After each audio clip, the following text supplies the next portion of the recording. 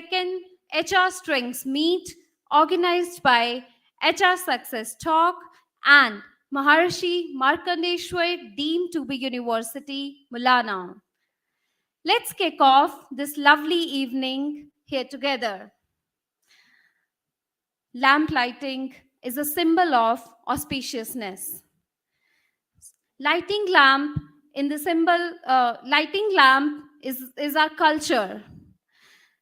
To start the program, ladies and gentlemen, may we invite our all dignitaries now to please proceed for lamp lighting. As a customary in the part of the world, we commence any auspicious occasion with the divine's blessing, and the light is the testament to ensure the positive energy for our occasion. Yes, I would like to invite all my dignitaries to please come on the stage and do the honor of lamp lighting.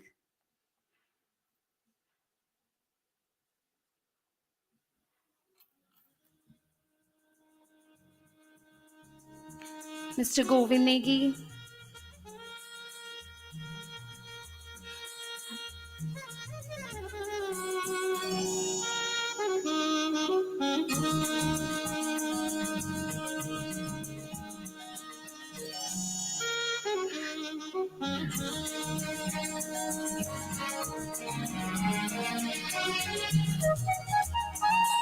Let's put our hand together. Thank you, sir.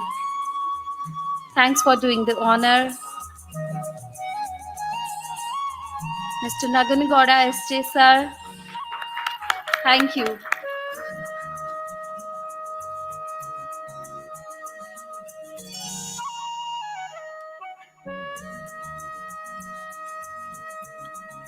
Mr. Gurucharan Singh, sir.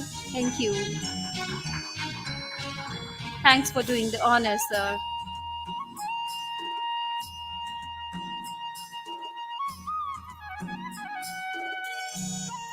Dr. Deba Bratadash. Thank you, sir.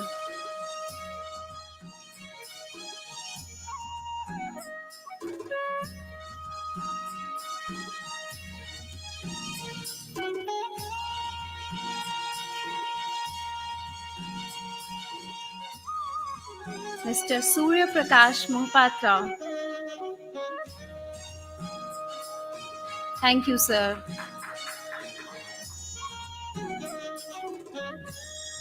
Thank you, everyone. I would like to request all the dignitaries to occupy the front seats.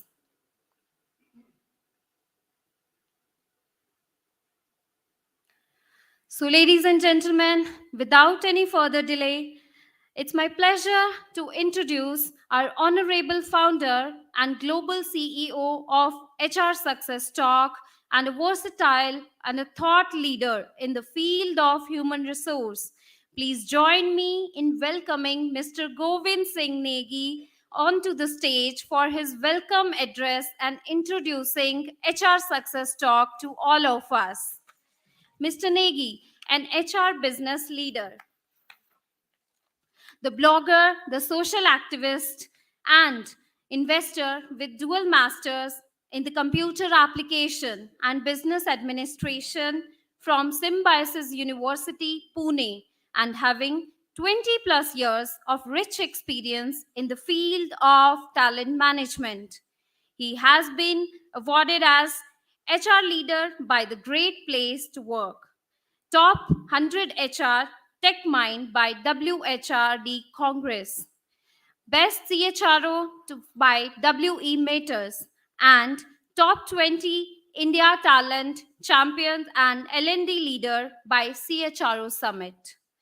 Currently, he is designated as Head of Talent Europe and India for the global IT company called Three Pillar Global, having a global presence in 8 countries: US, India, Romania, Mexico, Costa Rica, Czech Republic, Canada, and UK. He is also the founder of HR social group called HR Success Talk, which has 150,000 members. He enjoys guiding young HR professionals to their growth. He is also the founder of a reputed NGO called Amrita Devi Foundation that works for skill development and employment in Uttarakhand. Without further delay, ladies and gentlemen, let's put our hand together and welcome Mr. Negi. Thank you, sir. Over to you. Thank you, Nipun. Good evening to all of you. And it's a pleasure to be here in this evening with so many business leaders who have joined from all over Bangalore. Few faces I'm familiar with, few faces I believe I make good friends today after the conference, and that's what my hope. Today, I have been given the responsibility to represent HR Success Talk to all of you. So I'll use my 5 minutes to take you through and walk you through what this community is all about. And so that in case you want to also participate in the growth of this community, you can do so. Well, as you can see, HR Success Talk is a community of 150,000, and in Hindi we say 1.5 lakh members across the globe. And these members are not only HR leaders, but also business leaders. We have a presence in 6 countries, as you can see: India, UAE, Ghana, Saudi Arabia, Philippines, and Costa Rica. And few days back, we also signed up our new chapter in Iraq. And I would like to talk about a little bit of my experience when I was talking to the president for our Iraq chapter. My first question to her was that, do you think we should have a HR community in Iraq? And she told me that I think one of the reasons I would like to connect with this community is to tell the world that Iraq is far away from the war now. And I think I'm doing this job for you today, that I can tell that Iraq is also coming as one of the nations where the businesses are blooming. So that's for Iraq. Moving forward, if you want to join our community, what is that you will get out of it? I think the first thing which we always talk about is sharing and learning.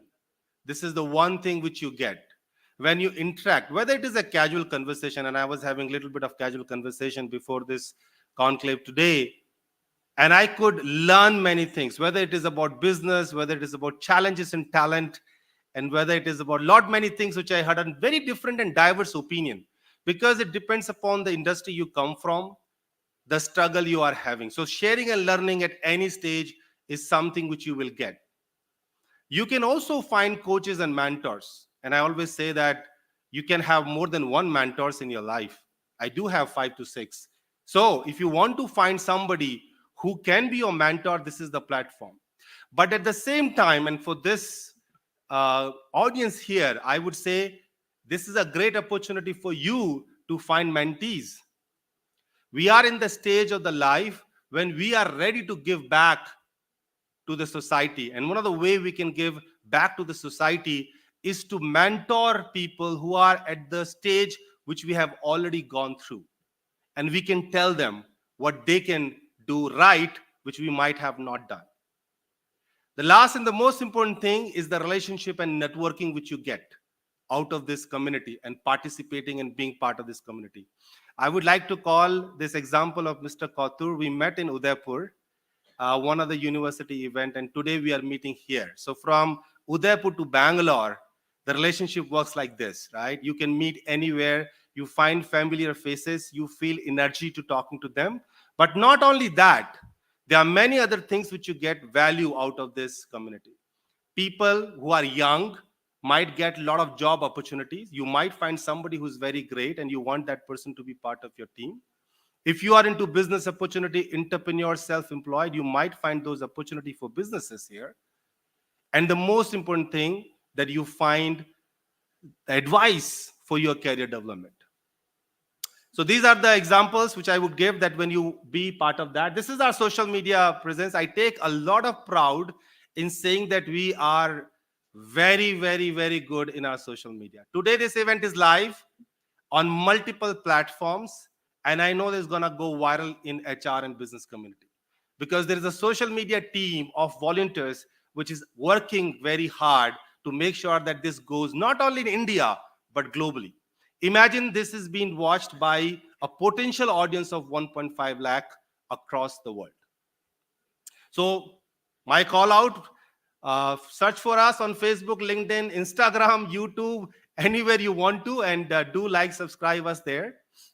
This is our vision, the core of why HR Success Talk is there. The vision of HR Success Talk is to bring HR leaders and business leaders across the world at one platform so that we can solve talent related business problems and make the organizations a better place to work. That's what our vision is. And how do we do that? Look at this wheel which we use to make that happen. There are multiple things we do to achieve our vision. And I'll take you through one by one. During COVID, we started webinars. We don't do them now because we feel that it is a lot of hard work, but there are better ways to connect. So we have stopped doing webinars, but these are the great ways. We are open to them. We have put them on hold. And we have done a lot of webinars during the COVID period of time. The one we are focusing now is our HR conferences. And today we are celebrating our 32nd HR Stings meet. And you can see some glimpse of our previous events, which we have done at multiple places. HR Success Talk, by the way, is 11 years old community. We celebrated our 11 years in the month of February. And this community works for all the causes we are just mentioning. We also have a forum in case the young HR aspirants want to learn about HR and want to ask their question. They can ask from labor laws to career development to leadership, any question. We have 20,000 members in the forum. This is the online forum where people like us or whosoever at any place in the organization can answer those questions. Moving forward, we also have a YouTube channel, and the objective of the YouTube channel is to support HR professionals by learning HR functions. And so we have a lot of playlists on talent acquisition, L&D, organization development, leadership, etc. And we have people like you have volunteered to come and shoot videos in a form of a course, which is available to people who wants to learn. So this is another venture we have. Moving forward, this is a glimpse of our YouTube channel.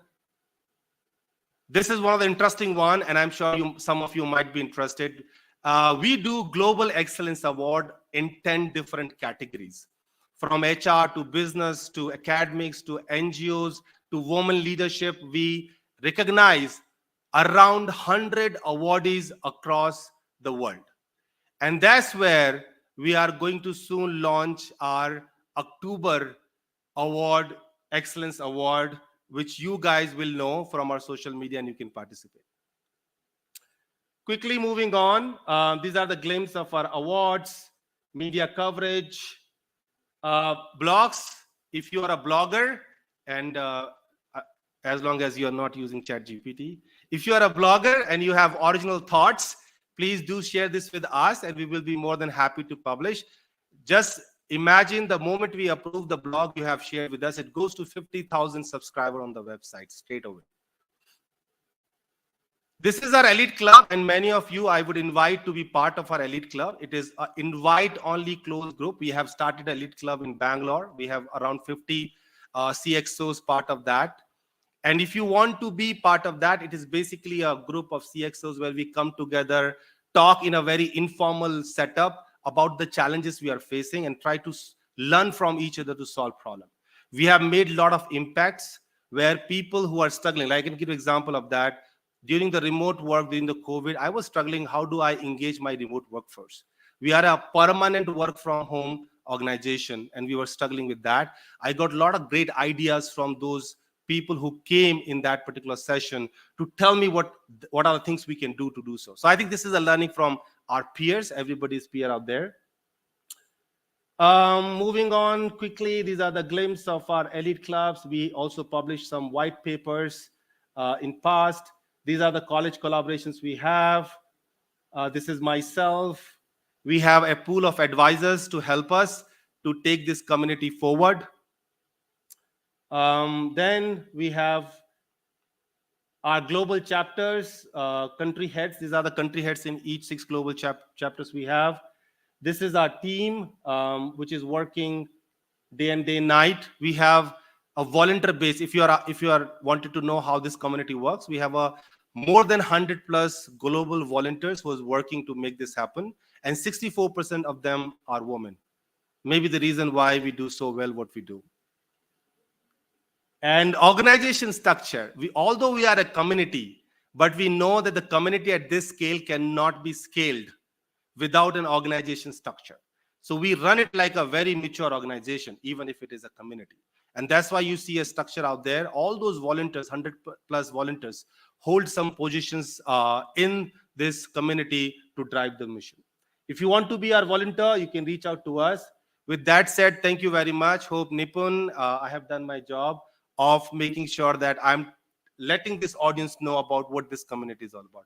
With that said, once again, thank you very much. Looking forward to meet all of you after the conference, during the conference. So pleasure being here. Thank you very much.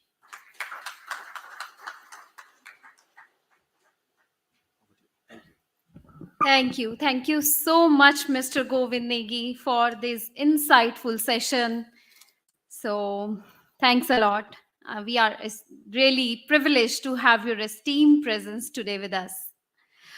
Okay, so without any further delay, I would like to move on to our next step, which is we will be heading for a wonderful keynote session by one of our great HR leader who is present here, and he built, upscaled, and drove sustainable HR ecosystem and anchored organizational change for about 20 plus years of experience, and currently working with Chief People Officer in Tally. Yes, I'm talking about our Honorable Mr. Naganagowda SJ. Kindly have a big applause for him. His experience sprawls across sustaining established brands, handling introductional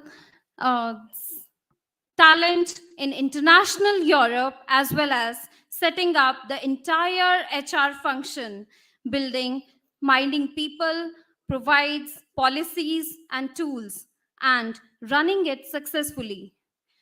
Ladies and gentlemen, let's have Mr. Naganagowda SJ on the stage. Thank you, sir.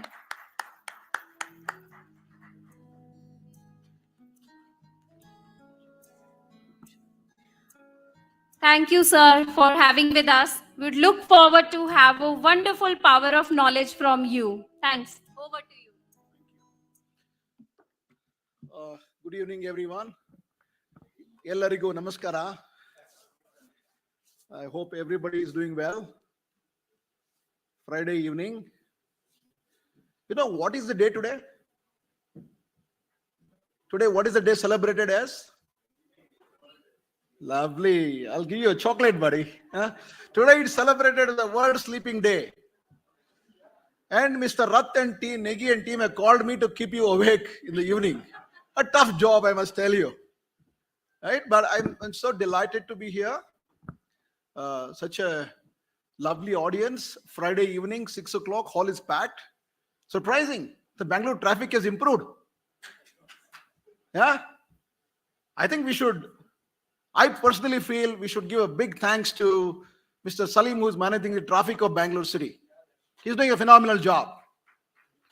Because it took otherwise it would have taken 1.5 hours for me to come here. I came here in 45 minutes.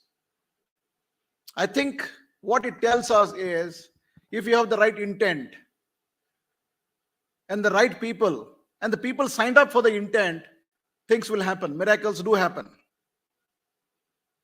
And today is one such day. We all have congregated here with the purpose to learn, network, and build our intellectual wealth.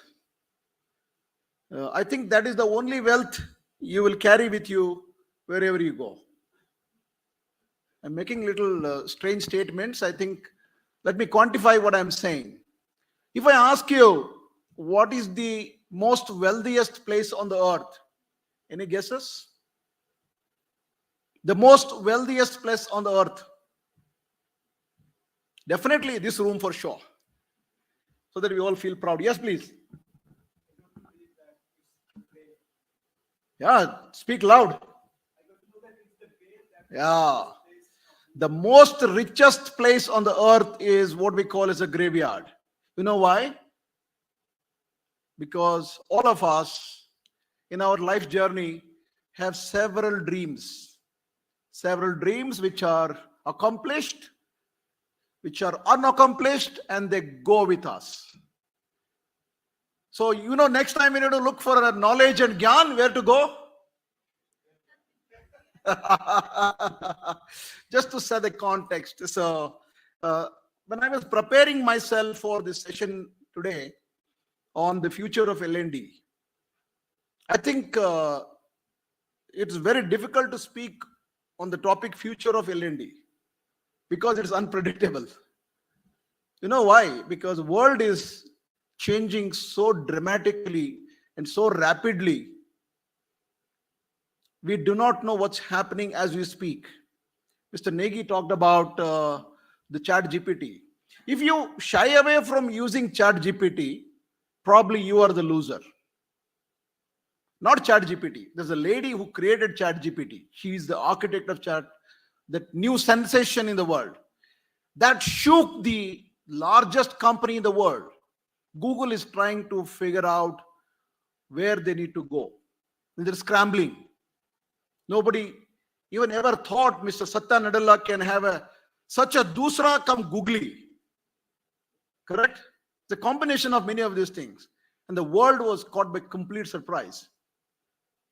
So ChatGPT is the new kid in the block when it comes to learning. And this morning when I received a WhatsApp message from my friend with definitely this is not from WhatsApp University. This is with some authenticated data I'm giving you. Somebody asked ChatGPT, what are the 20 jobs that can be replaced by you? Please list down the jobs, work category, and which one belongs to the human category. So ChatGPT comes out and gives 20 jobs, saying that all these jobs I can take over from today. Scary? Yeah? Because we all are HR professionals, L&D leaders, and there is one technology kid sitting there. I don't know where ChatGPT is sitting, but it's shaking the hell out of us. Can we give a big round of applause to all of us for competing and leading this L&D world?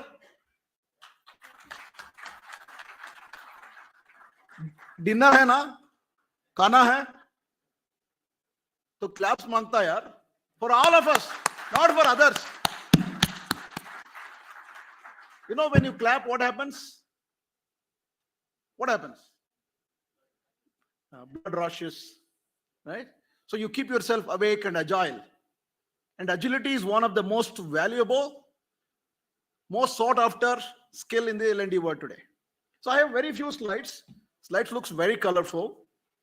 I represent a company called Tally Solutions. We are known as the father of Indian product software industry. 35 years plus. One man's dream to make everybody's life simpler. Today, we literally rule the SME and the MSME market in India. We're operating in 100 plus countries. And we have an ambition to grow bigger, stronger, and wider. So on that note, let me start the ripple effect presentation to all of you. Feel free to ask questions at the end of the session. We have a networking session, as Mr. Rath said. It was very, very difficult because we have Mr. Surya here, Mr. Kotur here, and then big L&D guys. I'm finding it very scary to talk to all of you. I'm a kid, actually, when it comes to learning. And I want to remain like a kid all my life when it comes to learning. So please pardon me if there are any corrections to be made. I would be very happy to take your inputs.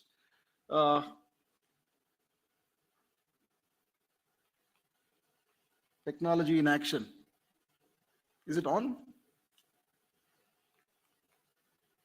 Can you just move the slides, please? Yeah, sure. Okay, let's begin with limitations in our mind and heart and body.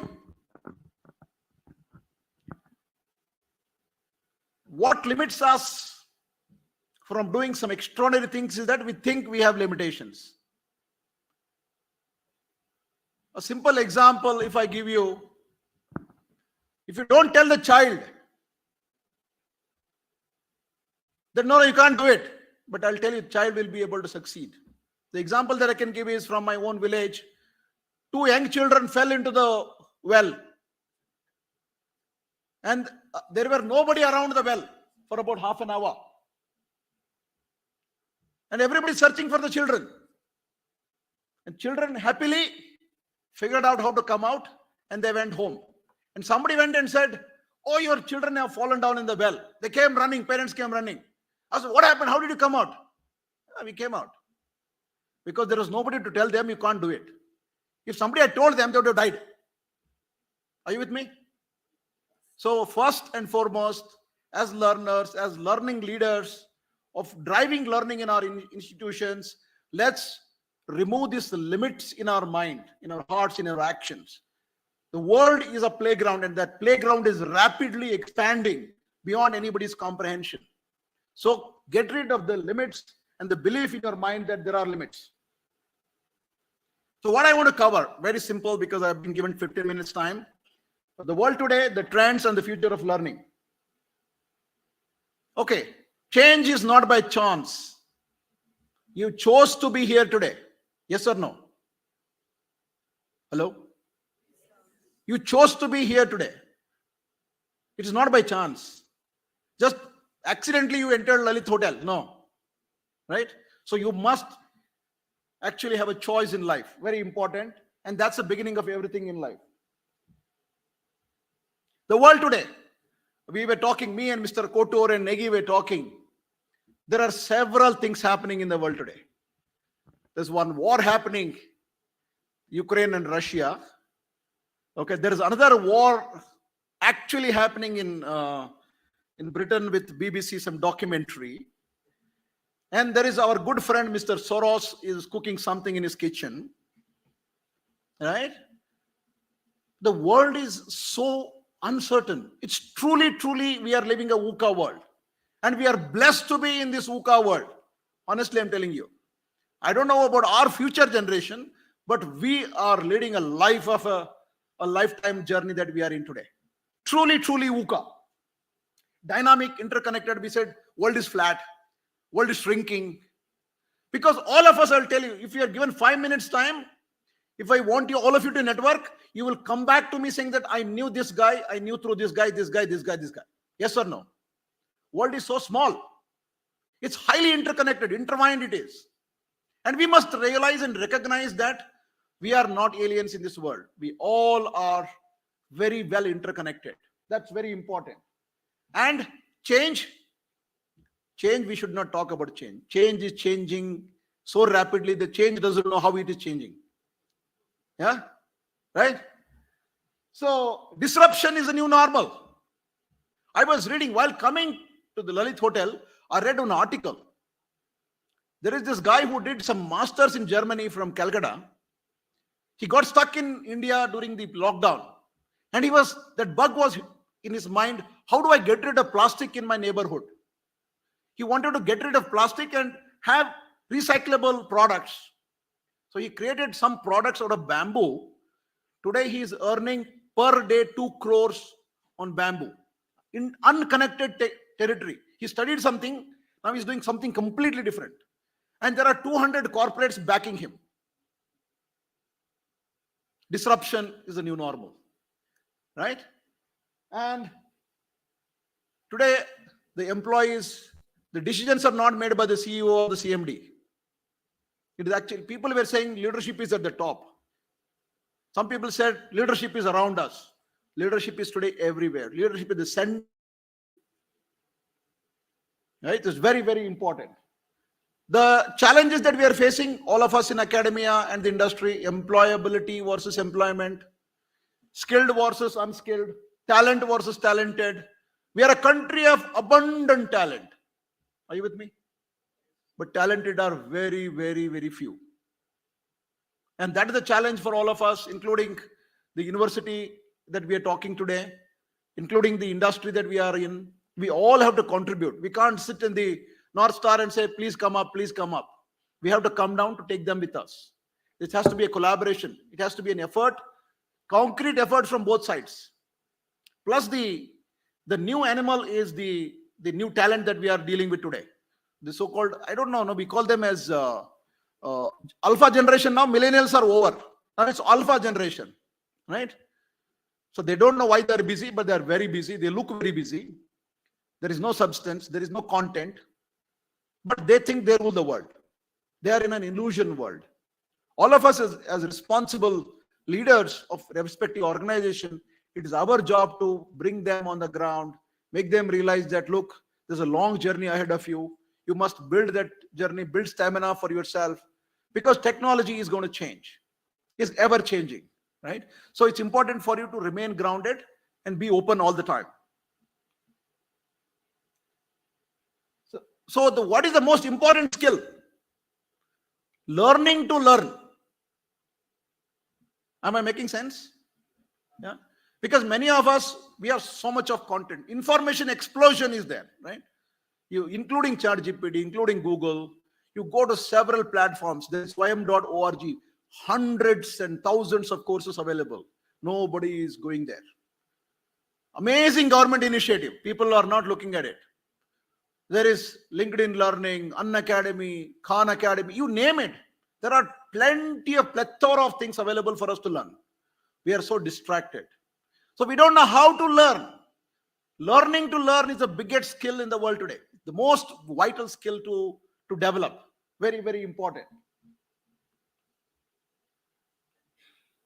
So the L&D ecosystem, there are transformational changes there as well.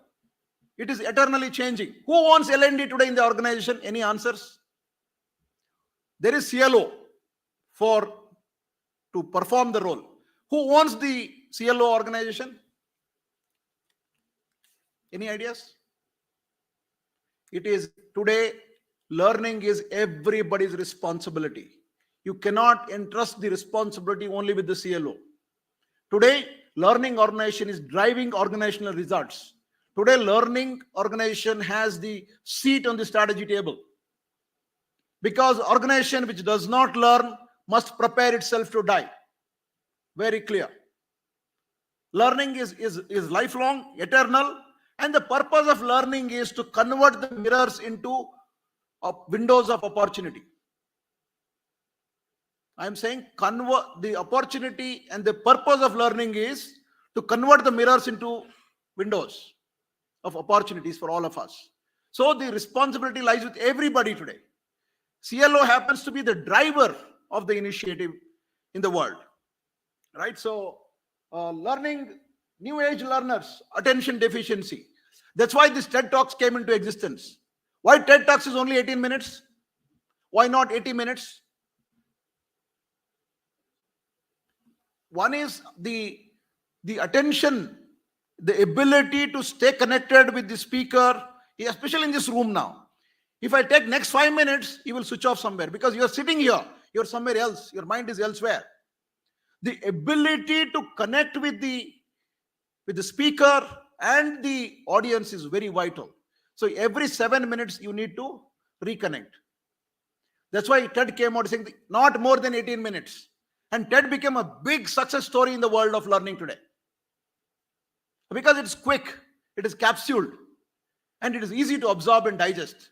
And I will connect 150% for that period of time. So it's very, very important. We live in a very attention deficiency economy today. So looking for instant gratification. Gone are the days where my father worked for 30 years in the government sector. When he retired, he got one shawl and he was very happy. Today, nobody has time. I'm saying, I joined you today. What is the average tenure of a fresher today? I'm sure all of you know. In the company. In spite of bonds, right? The tenure is less than 1 year. That is the reality. Correct? So look at the attention aspect. So that is what we need to focus on.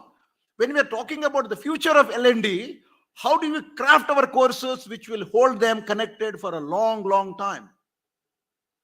With chunks of intervals, very, very important. Bite size, you talk about anything, you can use any jargon, but the fact of the matter is we are living in an attention deficiency economy today.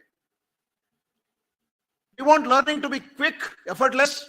Don't tell me to code. Like I said, I will give a problem statement to ChatGPT, it will give me a solution. Here is a solution, take it. So that's very, very, L&D is truly a strategic partner and building intellectual capital for the world. Not only your organization and my organization, the role of L&D is actually beyond the boundaries of organizations and the countries. Our job is to build the intellectual capital for the world, because the world needs intellects to run this world in a more sensible manner, which will speak about brotherhood, which will speak about continuous learning, which will speak about living in harmony, leading life in harmony, all those things, right? So next one is, what are the trends that we are seeing? I want to classify this into 3 categories. One is the recent past, because I don't want to call it the past, right? So the recent past is what? Gamified, fun learning, bite-sized, social learning, personalized, digital, and whatnot. All of this we are aware. It's just representation of data in a very different manner. I'm not giving anything new to you. Just that to hold all of you together, I'm giving some gamified presentation in a sense to hold your attention. And the current one is all AI enabled. Today we are using Edcast in our company by Cornerstone. You know what? Edcast is so intelligent. It is mapped to my IDPs. I have a personal performance management system. I have IDPs. IDPs mapped to the Edcast. It knows what I am doing, what skill I am working on, what project I am working on. It is giving me courses that I should work to improve on my skills, to be effective on the job. It is so much intelligence driven. All you need is your mind and the will and the skill to be able to pick up those skills and remain relevant.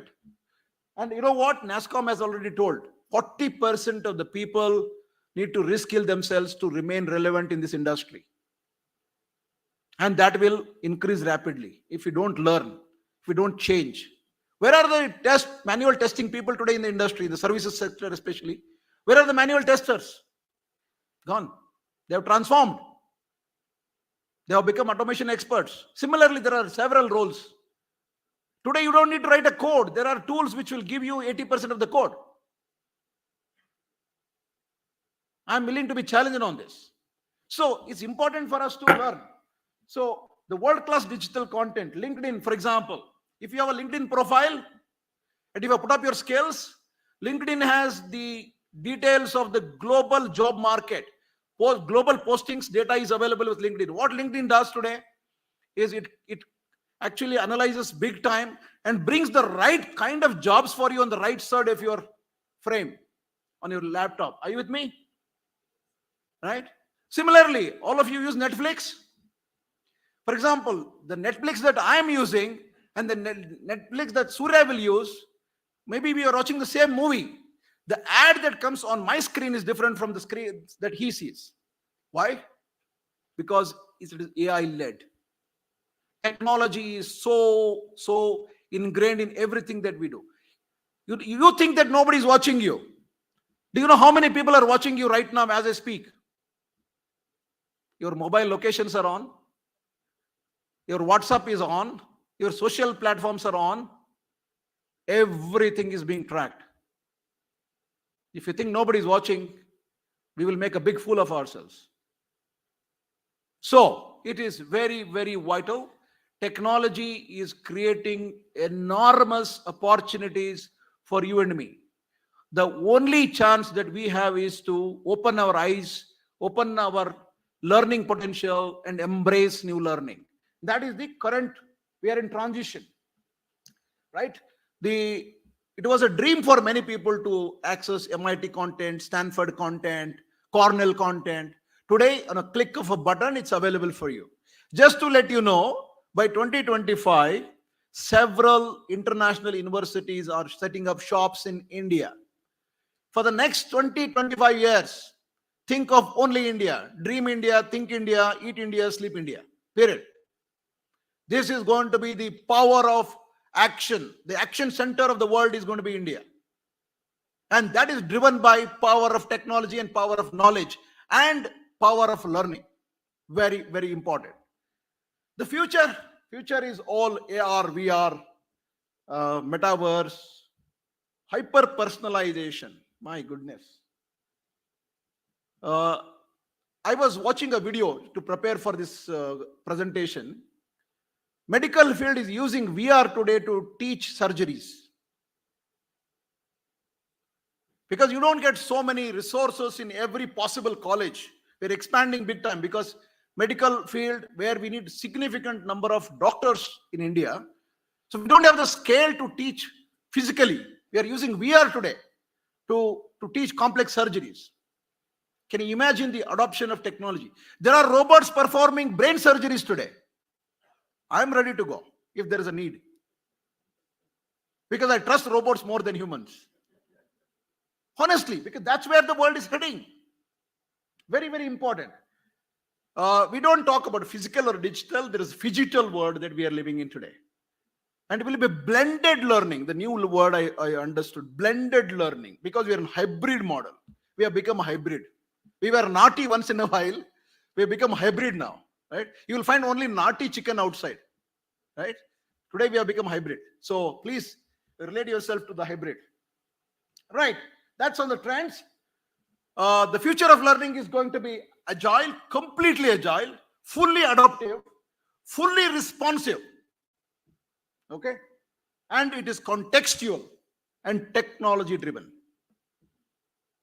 So these are the 4 or 5 pillars on which the future of learning will revolve around. And it is in our own interest to remain relevant in the industry that we want to be in. We must embrace this. We must understand this. If we don't understand, please fall back on your children. Children are better equipped, well informed about some of these things, and they will give you a good session. Because I'm learning from my son significantly. Right. Mindset is as important as skill set. We already talked about it. The will and the skills are the armory for the new world. Because the most vital is the willingness to learn. The moment you develop the willingness to learn, skills will automatically follow. So everything is in the mind and everything is within you and me. Right. So now what has been the journey of L&D over the years? Because we are all gray hair people here, Mr. Kutur, Surya, myself. We have crossed 45 plus. Sorry, I'm revealing your age. Right. So how life has changed actually, how life has transformed. The journey is in front of you. The graphic is very, very self-explanatory. I will not go into that. But I want to talk about the future of learning. It is intelligent, hyper-personalized, and machine-driven.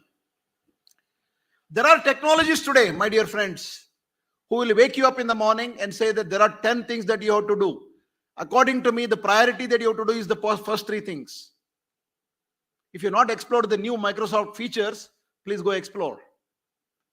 There are abundant, umpteen technologies here to really transform your life. So it's very, very important that we become intelligent learners. Right? So I think probably this is my last slide. This is my last slide. Learning never tires your mind. Tell me one person who said, I'm tired of learning.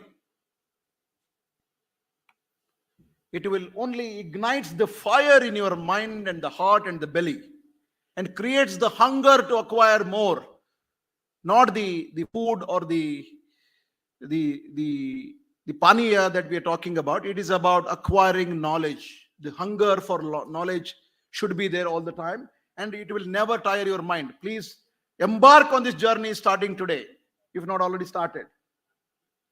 Now, this is where I want to end my slide. I talked about technology, life, future, how they are embracing, how they are interfering in your life. But the truth remains, we must remain grounded. There is a book by my Guru P.R. Mukund from the Rochester University, New York. It's called the Dashagunas, where he explains, based on the ancient Vedic wisdom over several years, what makes an individual successful. What are the traits of success for every human being in life? So, based on the research, he has come out with these 10 key skills which are extremely vital and important for all of us to learn and succeed in our life. My belief is, if we embark on a journey of learning and acquiring these 10 gunas, the 10 key skills, we will have a home run.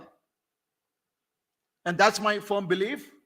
If you want to buy this book, it's available.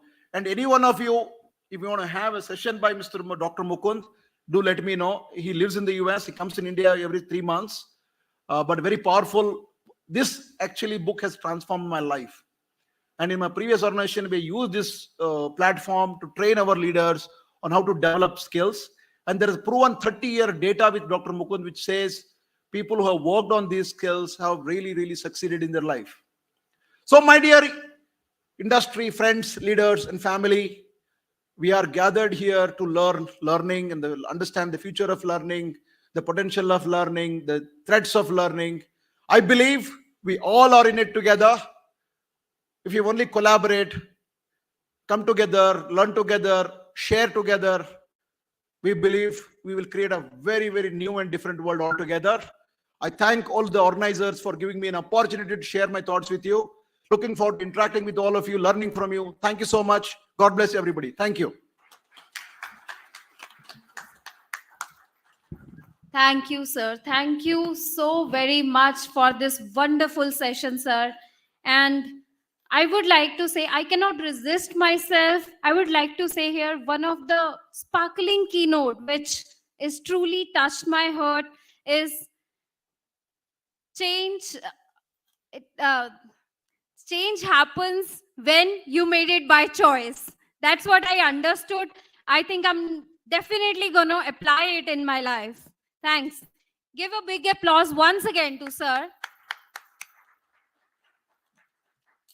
So without any further delay, let's start our next session, which is the panel discussion. So for panel discussion, the topic is Future of L&D. How to stay ahead in the learning curve is the topic for today. So for that, I would like to call the first speaker, Miss Ritu Sharma. Miss Ritu Sharma, I would like to request to please be on the stage. She has 18 plus years of experience working in the talent acquisition and HR business partner space. Currently working as a senior manager campus hiring in Brilio. She carries diversified experience working in different industry sectors like IT, ITES, product development, and engineering services. From the last 8 years, she has been exclusively focused on campus hiring roles, covering all types of academic institutions. Let's give a big applause to Ms. Ritu Sharma. Thanks, ma'am. Please occupy your seat. Now, our second panelist, Dr. Debabrata Das. Sir, I would like to humbly request you kindly come on the stage and occupy your seat. Let's have a big applause to Dr. Debabrata Das. Dr. Debabrata Das, currently working in Group Vice President, HR and Admin of MSPL Group, a diversified business conglomerate which is into mining, palpitization, industrial gases, wind power, aviation, shipping, growth projects in steel, and a few other startups. Brings with 27 years of professional experience in human resource management. He has successfully placed many startups and is successfully running HR business in his own era. Thank you, sir. Thanks for joining us in already. So now our next speaker, Mr. Siju Chako. I would like to welcome and call him on the stage, Mr. Siju Chako. Thank you, sir. Thank you for showing your esteemed presence with us. Seasoned HR professional with demonstrated history of working with various industries like pharmaceuticals, consulting, captive centers, startups, skilled HR operations, center of excellence, payroll compliance, carrying 15 plus years of rich experience in the field of human resource management. Thank you, sir. Thank you, Sijo, sir, for joining us in. I'd like to call our next panelist, Mr. Rahul Chatterjee. Mr. Rahul Chatterjee, I would like to introduce you to our today's delegates and all the guest members. Please come on the stage and grab your seat, sir. Mr. Rahul Chatterjee is HR and organizational development professional with over 25 plus years of cumulative experience with premier FMCG, IT, education, insurance, real estate, banking, and finance sector. Expert in conducting sales skill workshop, recruitment skills workshop, people development transformation, and a senior HR leader. Thank you, sir. Thanks for joining in. So finally, I'd like to call one of our moderator, a very special, great HR leader today, Mr. Surya Prakash Mohapatra. Have a big applause to Mr. Surya Prakash. Thank you, sir, for joining us in. He's currently the Global Head Talent Transformation at Wipro Digital Operation and Platforms. He's having 25 plus years of experience in various leadership roles in the several leading IT and ITES organizations. Prior to Wipro, he worked in Hewlett Packard, Microland, and First Rank, and many more organizations. Surya sir set up a global training function for Wipro BPO, which spanned across 10 locations in Brazil, Mexico, Romania, Poland, China, and India. Thank you so much, sir, for joining us in. And without further delay, I'd like to give to you for this stage, and we can start our panel discussion. Thanks, sir. I'd like to request I'd like to request our delegates to kindly note down our questions, since we can gather all the questions throughout this session, and throughout this session we can entertain the queries as well. You have pen and paper in front of you. Let's write it down. I'll hand it over to Surya sir. Thanks. Thank you, Nipun. We're talking about the learning curve today, so I'm just creating a slide curve. Thank you, Nipun, for this beautiful introduction. I must thank Mr. Nagan Gowda for doing my job beautifully, because I would have, as a moderator, would have set the context, but he has set the context already. So I really don't have to set the context. And in the interest of time, you can head into the panel discussion quickly. I think we have definitely a limitation in terms of time.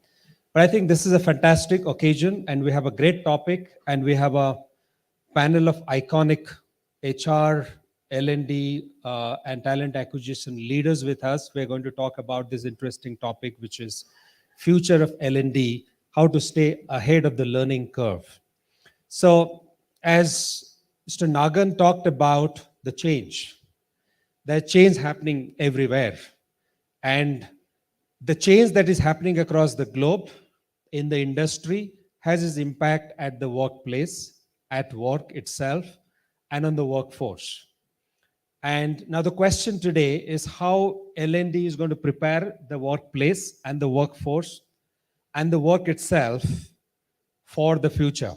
As we talk about gig economy, as we talk about millennials and the alphas, kind of coming into the workplace, as we talk about new business models emerging every day, new technologies, as we talk about the skill gap, and in a world when skill is the new currency, how is L&D going to prepare organizations and the workforce for the future?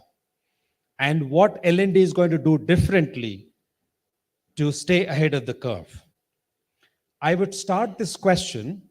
I would start the panel discussion by asking one common question to all the panelists. And also, I would like to remind you that Nipun has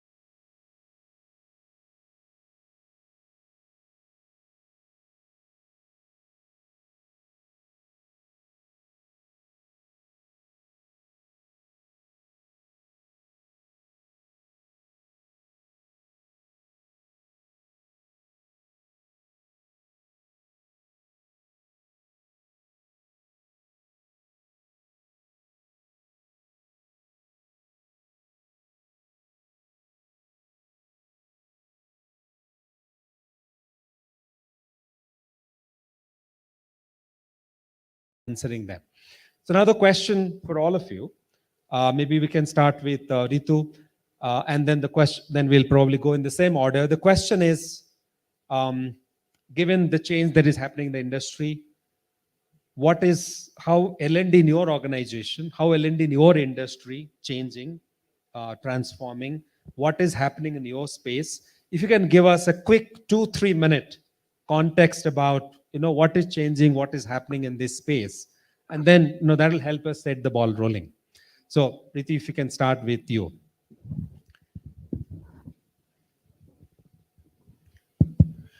So thank you, Surya sir, for this question. Not from an L&D background, but always been close to the L&D team because I run campus hiring, the campus to corporate programs. What's happening in our space? Well, last year it was, so yes, we all know after COVID, it became to working in hybrid model. Even the training, even the L&D space came up with the hybrid ways of training.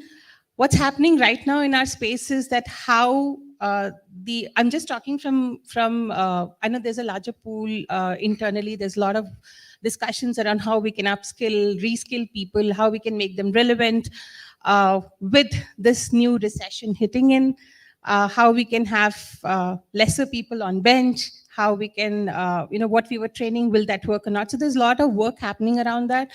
But what I can add is closely working right now with the learning and development team to see, so we have this program called Learn Before Joining for freshers, how we could make it relevant. And it was not easy like how it was earlier where we had one kind of training for everybody. It's more gone to reading their resumes, seeing what skills they already have, how we can make relevant content so that we still grab their attention. So I think these are some of the changes that are happening, how we can make it experiential, how we can bring a blend with, with videos, self-learning modules, and instructor-led sessions as well. So these are some of the changes we are also working on. We are adapting to this basis the current changes that are happening. Brat, if you can. Very good evening to all. So I represent a business conglomerate who is primarily into mining, steel, pelletization, industrial gases. Prior to that, I was a part of Tata Group, Tata Steel and Tata Motors, automotive, steel structure, and also aluminum sector. If I look to the current business landscape, I find there are positive sentiments because in the next 7 years, we want to expand our business. Given these mandates, there is a close correlation between human capital strategy along with the business strategy and which is to be reflected in our L&D strategy. So the key major mandates at this juncture of time is quite challenging for L&D. First thing is that you develop successor for the critical roles. Internally, you move talents to different businesses. Identify their competencies through planned way of assessment development center. Create learning pathwork for everybody, customize it, give focused attention. Having said this, what is really amazing to see the engagement of the HR and L&D team with the C-suite level has increased like anything. Investment is not an issue. There is positive sentiment, so the technology will come up. But what is more important is that business is worried to actually gauge the effectiveness of the learning and development interventions. So the way whatever process we administer, be it a performance management system, be it a change management system, be it a digital transformation system, I find the L&D people, they are taking a lead role and they are working closely with the business managers to impact that change in a very, very productive way. Because our type of people are different. We are talking of different type of people, different type of skills. Maybe there are different examples. I want to give one simple example. One category of people who are saying they are a T type. They have domain expertise in 1 to 2 areas or broad understanding in another 3 to 4 areas. Another may be a I type who is having a specialism in one area. And another category is V type who are constantly upgrading their skills. So how actually L&D can give focused attention to all these type of employees for their effective retention, for their effective engagement.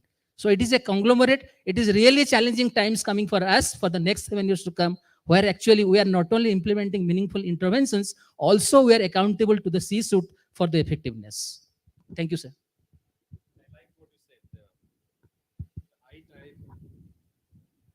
The T type and the V type. And then where L&D should really focus on is the V type. Sir, to be very honest with you, each type is having certain strengths. So if I talk of the I type, they are the domain experts. So actually we need to build their specialism in their particular domain area.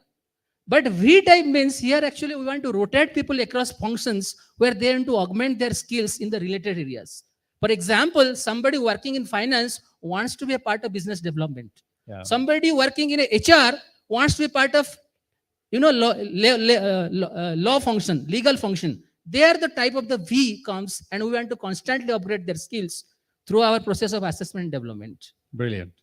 Siju, if you can share your perspective. Hey, good evening, everyone. Yeah, so I represent the startup ecosystem currently, right? And if I had to say what's happening in the startup ecosystem with all the funding winter, I'm sure we have heard this term, funding winter, which doesn't really impact the multinationals much, but then impacts a little more the startup ecosystem, right? And then when it comes to L&D, what we have seen in the past, wherein companies, including startups, where surplus budgets are there, you will get into L&D initiatives without sometimes without much of a thought process, right? But currently, what is happening is that we are looking at initiatives, and again, it's in the entire startup ecosystem. The L&D initiatives will be much more curated, tailor made to the different talent pool which we have, right? I mean, it doesn't happen that you have one shoe fit all kind of an approach, right? You need to have something for the entry level people. You have tech related training programs.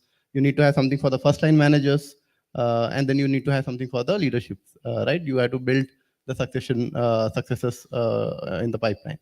So what's happening right now is a very focused approach towards L&D, and also to ensure how do we relate it both to the employees and to the employer, right? I mean, there has to be ROI on each penny spent. So that also is something which is carefully evaluated, and post which the L&D designs and programs are curated. Yeah. Excellent. Rahul? Good evening, everyone. So I represent a small finance bank.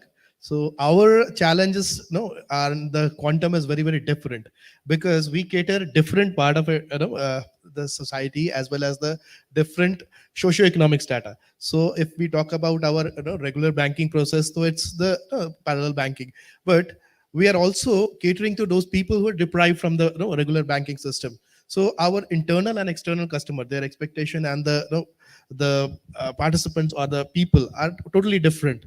And post VUCA world, or the post, you can say, the pandemic, we are feeling that yes, we get over from that pandemic, but it impacts or it change or alters our thought process. It's not only now we are focusing into the customized content, but also we are focusing in what our staff or our people, learners want to learn and how they want to learn.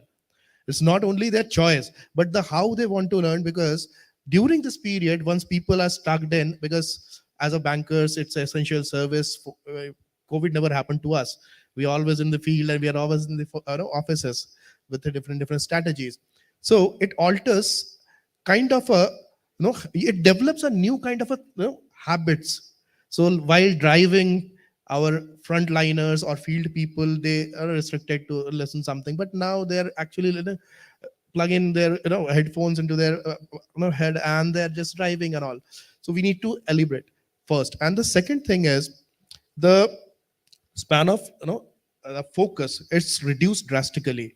So the, as I rightly I was just sir, you're talking about our challenges, because yes, span of attention drastically reduced and focus to somewhere, it's such a difficult task nowadays. We have to try to invent, or we try to involve lots of things, like first, whatever method and methodology you try to inculcate, classroom training, virtual sessions, self-learning pace, and then now it's not a augmented reality or something, now it's AI based. Okay, so we invent our bot system, okay, where people really wanted to know only the challenging areas, they don't want to know the entire story, so that whatever they're stuck or wherever they are feeling challenged, we just wanted to bridge those gaps. So now augmented reality based training and the simulation based training, as well as while engaging these people into their mindset. Let's, if I talk about a core rural area into the some part of UP or Bihar, okay, they're very much fond of listening radios. So we collaborated with our knowledge partners, and a Mumbai based company helped us to their voice artists. So we created some kind of audio clippings where if a person says आवाज की दुनिया के दोस्तों को लड्डू लाल वीला का प्यार भरा नमस्कार, आइए सुनते हैं कुछ financial talks, and it's along with the music and all, it actually triggers. So with this 2 minutes or 3 minutes knowledge nuggets, it's working for us. So now it's entirely different scenario, and we have to be very, very innovative and flexible towards the new technology without losing our parallel or the existing structure. So that is what. Thank you very much, Rahul. I think these learning nuggets are definitely powerful. I think I'm glad that you're using them. In the academics, they say, you must find answers to questions. But in the corporate world, it is important to ask the right questions, right? And we are still waiting for the questions from all of you. Hopefully, they would come to us very soon, because asking the right question in the corporate is extremely important. Ritu, I would like to ask this question to you. With technology changing rapidly,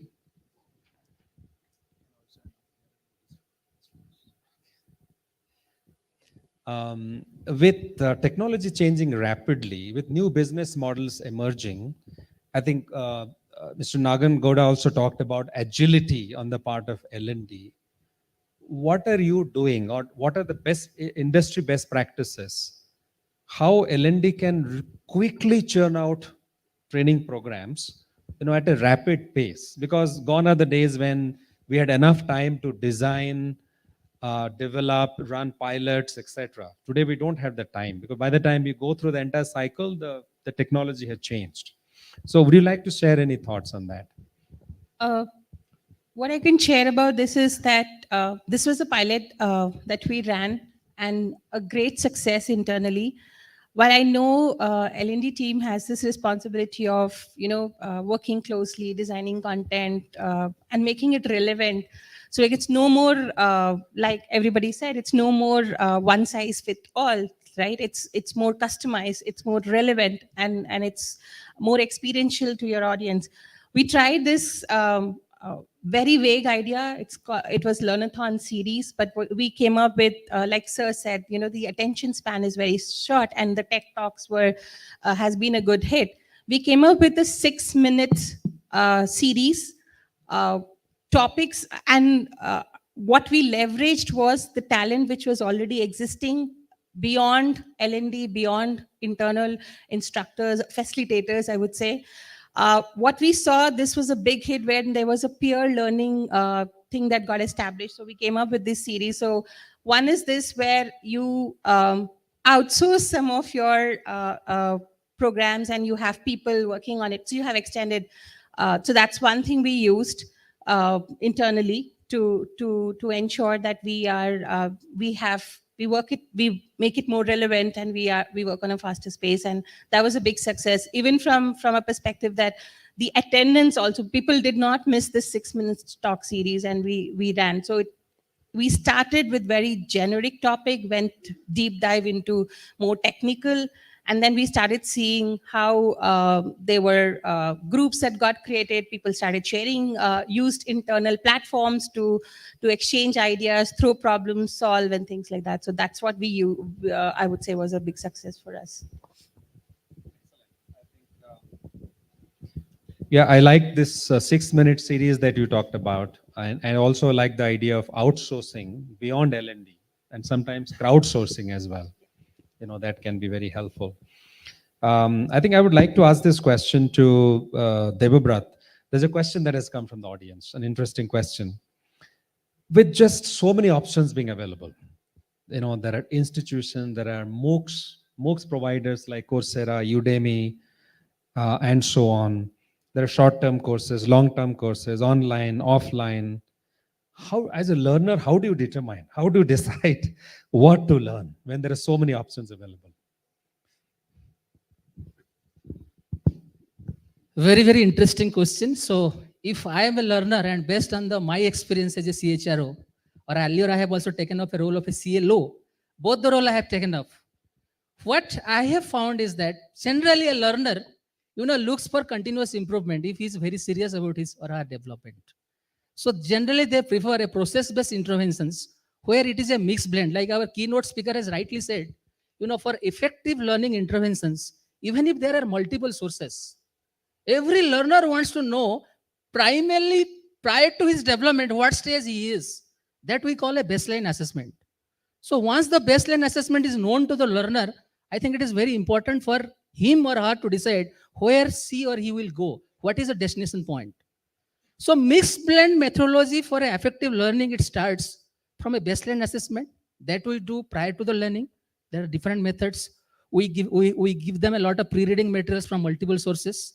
But what is more important that how he is connecting.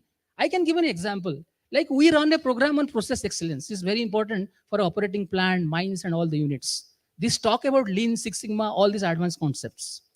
Here, what I found is that generally learner like the micro learning modules, because they complete, one module for a duration of, 5 to 10 minutes. They go for assessment. They again test whether they have understood. This is one example. Second example, they also look for an experiential kind of learning, which is important, because we have done a lot of experiential workshop where we design one activity and then we extract ideas from the learner. Is there a better way to do it? Take the example of a performance conversation workshop. Here we tell them these are the ideal ways. You can show a video, but once you do a role play through a experiential learning, where actually we give the opportunity to the learner to exhibit the behavior and others are observing also, they can also contribute what better way the person can actually do that role play.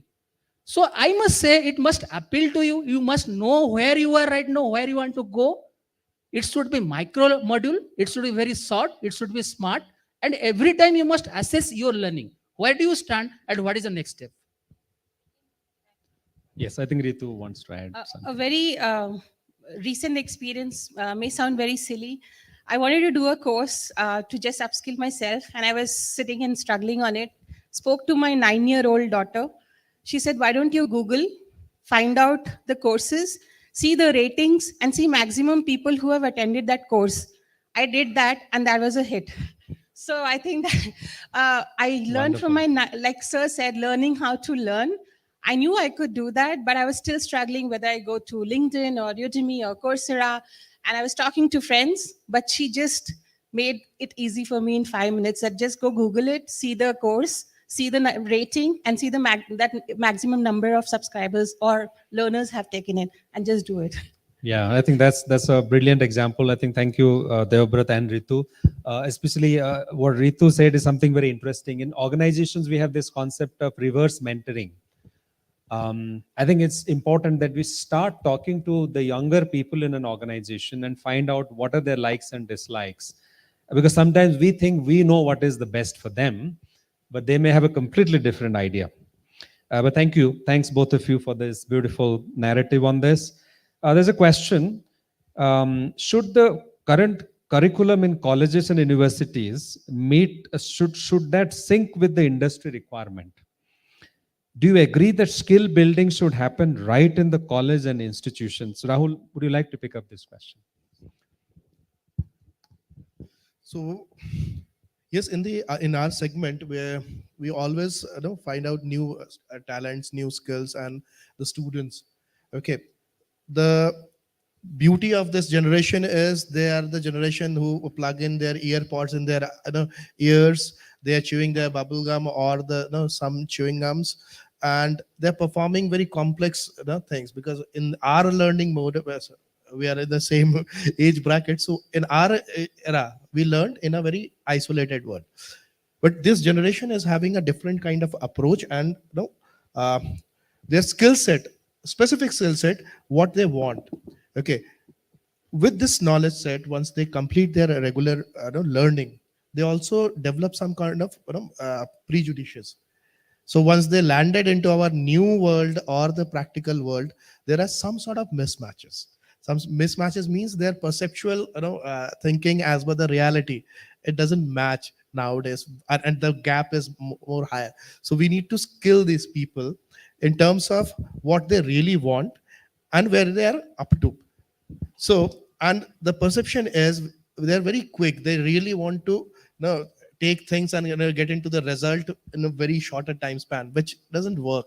Okay, so if you learn something which is very complex, but in the organization level, we cannot assign that complex task to you. So there is some simple to complex methodology where gradually you learn those things. So where the disconnect is, and where our in the system, the education system may train the new resources that don't carry any mindset.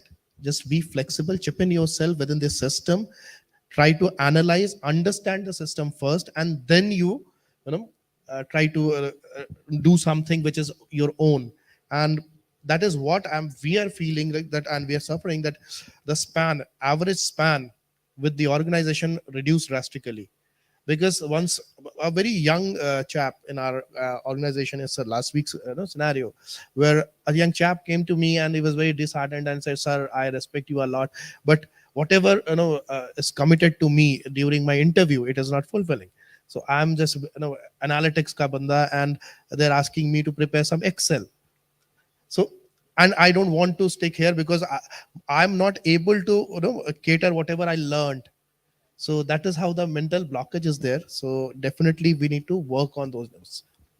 I think that's both industry and academia really need to work.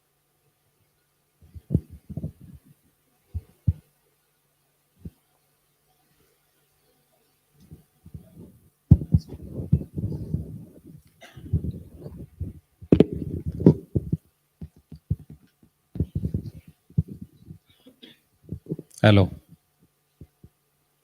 I think organizers have decided that the best way to give a hint that it's time is switch off the mic of the moderator so they can't speak anymore. So this question is for Siju. A very interesting question. There is a widening skill gap, and we have digital learning in our organizations. Is it really helping? Is it really helping in bridging the skill gap? What organizations are doing to bridge the skill gap? The widening skill gap. Right. So, can you hear me? Yep, great. So, as I mentioned earlier, right? I mean, I've seen both sides of the industries in terms of being there for more than a decade in the multinationals and then also in the startup ecosystem for the last 4-5 years. Right. What I've seen how L&D has evolved from time. Right. I mean, when you go to a multinational firm where you have high profitability, budgets are never a constraint. A lot of times, and I'm not generalizing this, but a lot of times what I've seen is that there are training programs which are designed, or a bucket list of training programs for a calendar year, without giving too much of a thought process, right? I mean, the whole idea is it to put a tick in the box and then have a calendar, have a list of training programs throughout the year and ensure how we can drive adoption or participation, right? I mean, that is the more or the KRA, rather than ensuring how effective the training program is, right? I think coming to the same question, right? I mean, how effective these training programs are, and how can it help narrowing down the skill gap, right? What actually the organization needs, and if the talent pool which is there in the organization is able to deliver that, right? So things have changed, right, from a decade ago, where it was just putting a tick in the box and ensuring maximum attendance without really looking at what exactly is the effectiveness and the return of investment there, right? Today's world, I don't think, I mean, even if you have to push it, the millennials or the alpha generation, we are not really bothered, right? There were times where companies used to, and I think they're still doing it, where you link minimum number of training programs to your performance management, so that, okay, at the end of the year, if you have to get a good rating, number of trainings are also part of it, right? Now nobody's looking at how effective those training programs are, or how effectively the individual was able to implement or execute those trainings or learnings in his or her job role, right? So today's world, it's more about how we can narrow down this gap. Is basically by doing training need analysis. I'm sure this term TNA, all of you are training L&D professionals, right? A training need analysis, not only at the employee level, but also at the employer level, right? It's okay to, I can give a bucket list of 100 training programs, and I can float it across my organization, 10,000 employees, and see, okay, who wants to do what, right? It's important, but it's also equally important whether to assess if that particular training program which the employee has chosen will really impact him or her in his current role, or will it help him or her to roll up or move to the next level, and in turn helps the organization achieve the goal as well. So it happen, otherwise it will never happen, to be very honest, because in terms of a lot of training platforms, right? In today's world, as Ritu rightly mentioned, right, in terms of Coursera, Udemy, and there are a plethora of platforms, right, which are providing so many training programs, right? But then we always hear that there is a skill gap, right? It's again talent versus the talented, right?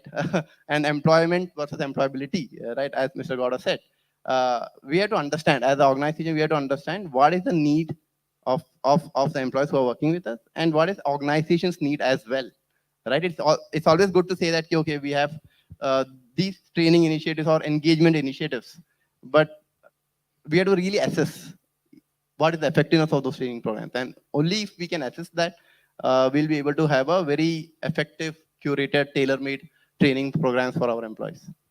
Excellent. I think that Devabrat wants to add I something. just want to add one point. Like in our case, there is a Learning Apex Council, which is the Apex governing body. So what he has said, at an organizational level, there are certain key mandates that is coming to us. Like when actually we have gone for a digital transformation, we find creative ideation is one major thrust area. So what we have done across the organization, across the hierarchy, this is a common program we have to implement, and that has went very well because we have introduced the concept of mind mapping. So we have given them the guided mind map, and a lot of ideas have emerged. This is one level. Second level is, as he has rightly said, there is a defined path for learning. But what is more important is that people always look for a career ladder for the growth. They never look for a career lattice structure. Lattice structure means it may be your horizontal movement, maybe your spiral movement, maybe your different other developmental interventions, which you need to undergo, like job shadowing and other interventions, maybe reverse mentoring, maybe coaching, to upgrade your skills. So for identified population who are actually ready to take up the leadership role, or at a second level who are actually taking the departmental head level, they are not yet to go to the functional head level, we implement this career lattice structure where they are going the other interventions. So that has also helped us to bridge their skill gap. So this is just a pilot that we are doing with the freshers. We had the managers build the JD. It's purely technical I'm talking about. Then we uploaded the CV of the freshers using AI, the ATS system. It threw us data around what the fresher already has and where there's a gap. Based on that, we are designing the training programs for the recent batch. So this is something that we were just experimenting, that using AI, how we can map the skills that they already have, where there's a gap, and what trainings we can build. So audience, there are lots of interesting best practices. I think I really liked what Devabrat said. The Learning Apex Council, It's an informal body which is sponsoring learning in the organization. And Ritu talked about mapping skills based on AI, using AI, and then Siju talked about not only doing needs analysis at employee level, but doing it at employer level as well. Great insights. This question is for you, Ritu. This especially the dignitary has called out this question for you. How to be ahead of competition while hiring talent? When there is a talent war that is going on, how can an organization be ahead of competition in hiring talent? Okay, to answer this question, lot of work goes around being ahead in attracting, engaging, and hiring talent. I think, in a nutshell, what it boils down to, and this is out of experience being 8 years in the campus hiring role, uh, it changes. It purely depends on what you're hiring for. Are you hiring for skill, will, or what is trainable, what is not trainable? So you have to define your desired candidate profile, and it's purely depending on it depends on the organization, the hiring managers as well. But what is more important, and what I've seen, is that everywhere across, and all of you can also vouch for this, attitude is what they look for. The rest is trainable. I can technically train the person, but what they look at is, are they good with basic? Do they have the hunger to learn? Is there curiosity in them? And attitude. I think that's what they look for, which are more soft skills. Well, I know, and even when I talk to these freshers and everybody asks us, what should we do? I'm talking from the other side. What should we do to prepare for this interview? How can we crack this? The only thing that I tell them is that any hiring manager you talk to, they will only look for these 4 things. Do you have the hunger to learn? Are you groomable, trainable? Can you unlearn, relearn? Because you need to keep doing that. And do you have the attitude to take up anything that comes up? So to answer this question, define your own metrics. What suits you? What is that you're looking for in terms of metrics? And then what fits. I think that's all. And attracting talent, you'll have to design, customize engagement programs, because again, one size doesn't fit all. I have seen that in last 8 years. Every year I have changed my engagement programs, attraction programs, because what I did last year does not hold same, because the audience keep changing. So I think it's a continuous effort process which keeps changing, and it's purely depends on the organization, what you're hiring for, what you're hunting for, and what you define as your metrics, what you can do with and what you cannot. Thank you, Ritu. I just got a note from the organizers that there's only one word which says KISS. I was just trying to figure out, it was a bit shocking. I was trying to figure out, then there is an expansion of this word, and then it says, keep it short, stupid. So, all right. So I don't have an option. Just have one question to everybody, and then we'll wind up.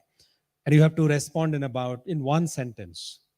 What is your recommendation or advice to the L&D professional out there? In one sentence, please. Any order, anyone can pick up, and then. I'll try to keep it in one sentence. So whatever we do, right, just try to analyze, right? Let's not do it for the sake of doing it. Analyze, understand the requirement, understand the need of your employees and also the organization, right? Partner with the business, understand what the business needs also, right? It's very important what the business needs, and then align that with the training initiatives which we have, which you have in the organization, and then design programs. I'll keep it short. So dear L&D professionals, please be with the business and the people both at their good time and also at their bad time. Please be the value creator for the business and also Brilliant. for the people. The only thing I can say is that it's no more process. The way forward is experience, experience for self, for candidates, for your learners, for your stakeholders. So experience is what I would talk about. And I think I've done a lot of work around it, and I feel that makes a difference. So experience is what I talk about way forward. Thank you, Ritu. So, in a one sentence, I can say that be very open and keep end result in mind with ROI as well as your achievement part. What do you want to achieve in terms of learning and in terms of enabling?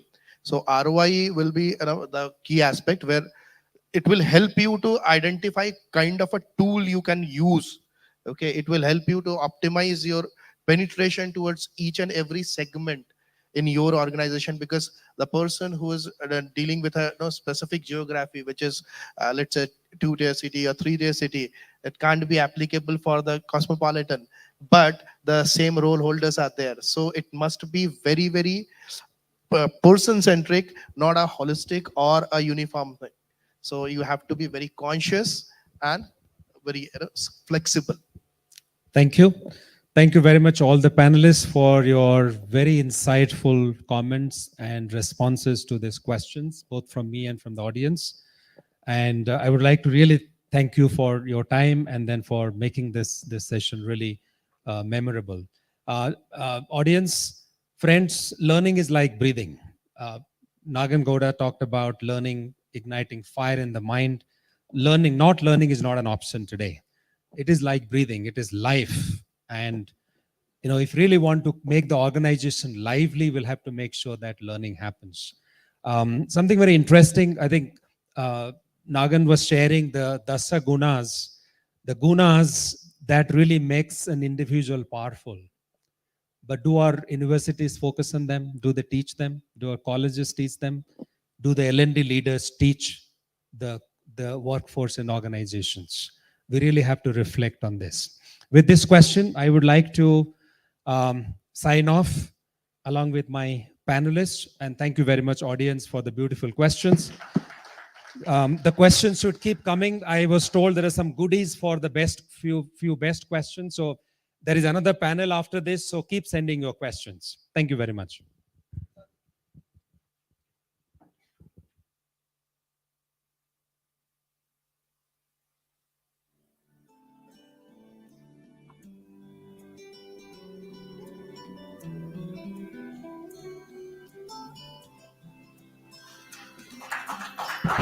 Thank you, everyone. Thank you so much to our wonderful speakers and our amazing moderator for this successful and powerful discussion on the future of L&D. With this note, I'd like to give you all a breather of 2 minutes, which I am seeing that it is required. Kindly refuel yourself and stay tuned with us. We'll be back in 2 minutes because we have many more things to do, interesting things. Thanks.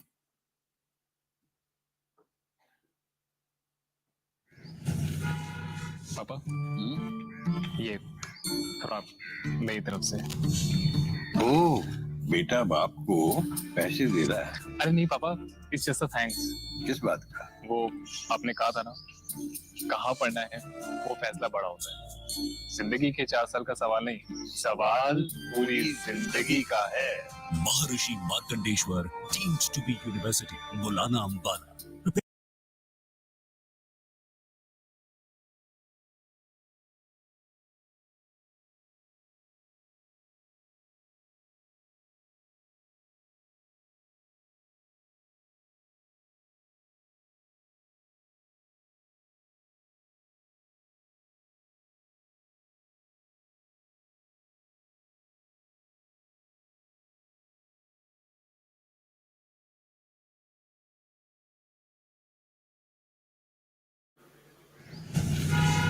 पापा ये खराब मेरी। अरे यार समझा करना, बेटा US ज्यादा है? तेरे साथ पार्क में टाइम वेस्ट करूं या बचा हुआ टाइम उसके साथ लगाऊं? हाँ? शाम को क्लब में ट्रीट कर रहा है बेटा, साथ में चेस भी खेलेंगे। चेकमेट। कभी तो जीत के दिखा यार। असली चैंपियन आप हो, मैं कैसे जीत सकता? चैंप तो तू है, अभी कुछ ही महीनों में सीधा हैं? अरे क्या कर रहे हो यार? अरे खाने देना बेटा, इसके बाद पता नहीं कब तेरे साथ बैठने का मौका मिलेगा, है ना?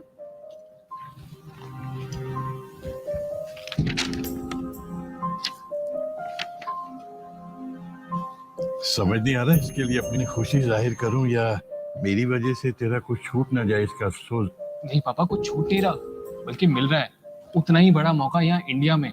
सही फैसला तो कुछ सालों पहले आपने लिया था, मुझे सही जगह पढ़ने भेजकर। भूल गए, सवाल 4 साल का नहीं, पूरी जिंदगी का है। थैंक यू बेटा। किस बात के लिए? चेस की हर गेम जानबूझकर हारने के लिए। When you choose your education wisely, you become A++ for the world, plus of growth and happiness. Maharshi Markandeshwar deemed to be university, Maulana Ambar, preparing you for the real world, a better. अरे यार समझा करना, बेटा US ज्यादा है? तेरे साथ park में टाइम वेस्ट करूं या बचा हुआ टाइम उसके साथ लगाऊं? हाँ? शाम को क्लब में ट्रीट कर रहा है बेटा, साथ में चेस भी खेलेंगे। चेकमेट। कभी तो जीत के दिखा यार। असली चैंपियन आप हो, मैं कैसे जीत सकता? चैंप तो तू है, अभी कुछ ही महीनों में सीधा हैं? अरे क्या कर रहे हो यार? अरे खाने देना बेटा, इसके बाद पता नहीं कब तेरे साथ बैठने का मौका मिलेगा, है ना?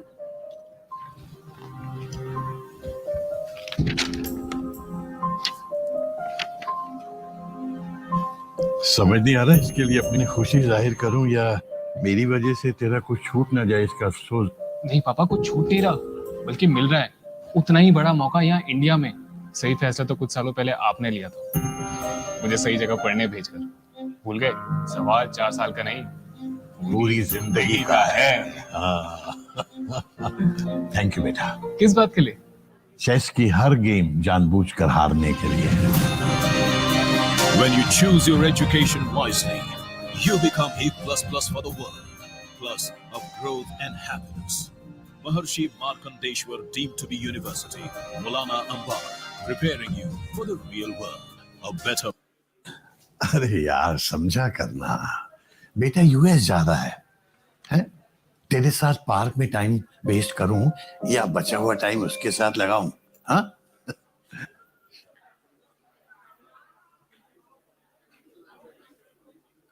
Ladies and gentlemen, can we please sit together once again so that we can start this off?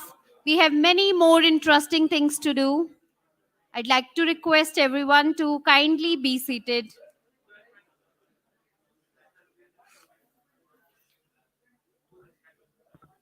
Thank you, thank you. A humble request to everyone to please be seated as we are approaching towards the end of this event. I want to make this remarkable, and this can happen only with all of your esteemed presence.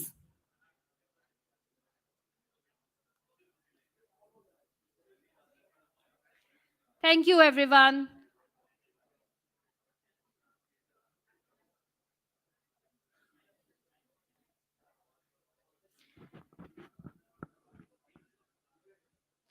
So, to start off the next part of our session, ladies and gentlemen, it's my pleasure to introduce you to the true academic leader, a visionary in the field of education, and an individual who has dedicated his career to inspiring the next generation of learners. Please join me in welcoming Mr. Jatinder Sadhana, who will be introducing us to Maharishi Markandeshwar University, Milanam. Let's have a big applause for Mr. Jatinder. Mr. Jatinder is a confident, creative, and highly result-oriented management trainee. He's a professional with 14 plus years of experience of distinguished performance in the training placement. He's currently with MMU University, the corporate relations and marketing department. He's proactive manager, team builder, and the social planner with the ability to attract the secure key players in building strong and long-lasting business relationships. Acknowledge to decisive relationship leadership and proven ability in the river of handles and challenging heads upon. Heading the Center for Training, Placement and Corporate Relations of MMDU, Mr. Jatinder Sadana. Thank you. Thank you, sir. Over to you. So, hi, good evening, everyone. Firstly, thank you, everyone, to join us today on this event. So, I would be very particular in my words and I would be very quick and short. I believe icing on the cake has already been done for this event. So, but to quickly introduce to our university what we are and what we do and how we take things on a practical platform. So, what I've noticed today is what Naga sir said and what Mahapatra sir said, that 10 guna thing, does that reach to colleges? Does that reach to the students? So what I request Naga sir, what I request Mahapatra sir and leaders all present here today, why not you go back today and make a kind of commitment to yourself that whenever some MLA, MPs are adopting some villages, why don't we adopt some colleges? And that colleges should be from your native places also. And if we start doing such kind of initiatives, I believe this 10 guna thing, and the sir was mentioning some of the leadership that coming from USA every 3 months, that can definitely make a change to the society, what we are living in. Just to quickly introduce to our university, I would like to present few words that Maharishi Markandeshwar University, we are welcoming at Post Fair with highly supportive faculty. And what we have achieved today are certain milestones which are present in the slide in terms of placements. So to quickly give you a glimpse, that we thought of bringing up some big corporates to campus, and that is the reason we opened our office in Bangalore 7 years back. And recently we have also planning to open our office in Pune, and then we'll probably move to Hyderabad also. So these are some of the milestone placements which we are watching on screen. So you can see Microsoft, Amazon, PwC, ENY, Trident, Innovator, and other few big brands. And we are planning to add some more big names to it. This is our activity milestone.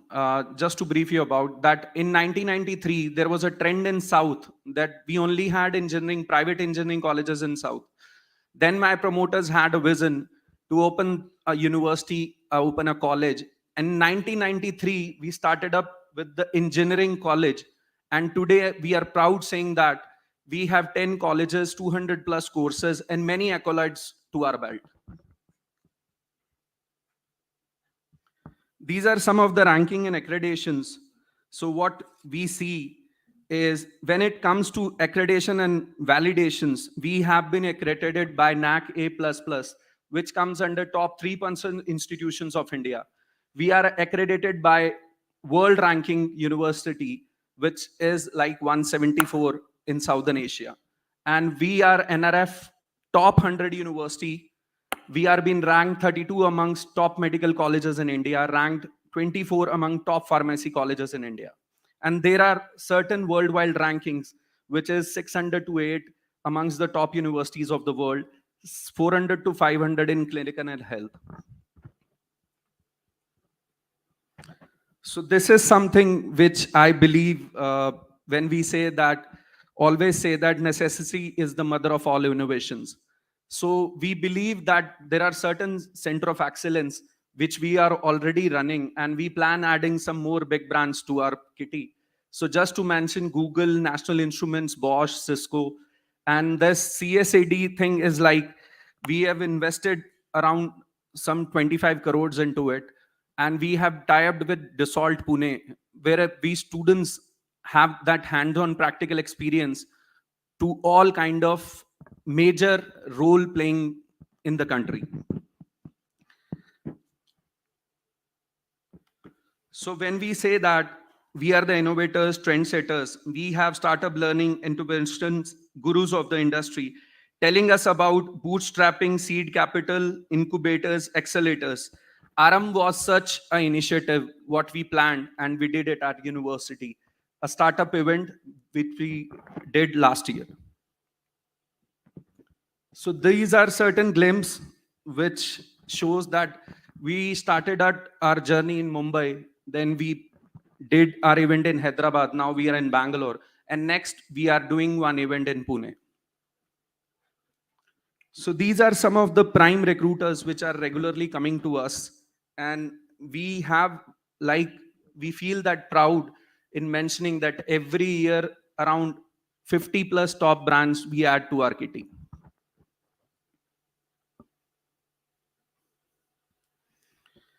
So this is something I would like to explain you in detail. So when we say that alumni is our brand ambassadors, so we have always believed that a history of a college is known by their students. So first and foremost, you can see Mr. Mohit Gambhir. He is the innovation director in Government of India. And there are such big examples which we see on the screen. And we thought of creating such alumni again and again. So some of the major dignitaries which come very often to our campus, Yuvraj Singh, Kailash Kher, Baba Ramdev, Sandeep Singh, and other some big names of the industry. So this is a glimpse of life at our campus. We keep on promoting certain events, some exchange programs with other universities also. So this is just a glimpse that what I was talking about. We have 10 departments in the university, like engineering, hotel management, paramedical, computer application, biotechnology, pharmacy, medical, dental, nursing, commerce, law, physiotherapy, journalism, and communication. So this is about our trust. So in total, we have 3 campuses. One is our parent campus in Ambala, Haryana. One we have in Solan, Himachal Pradesh. And the third one is on Chandigarh Highway, where we are coming up with another medical university. Thank you all. Thank you for patience listening. Thank you.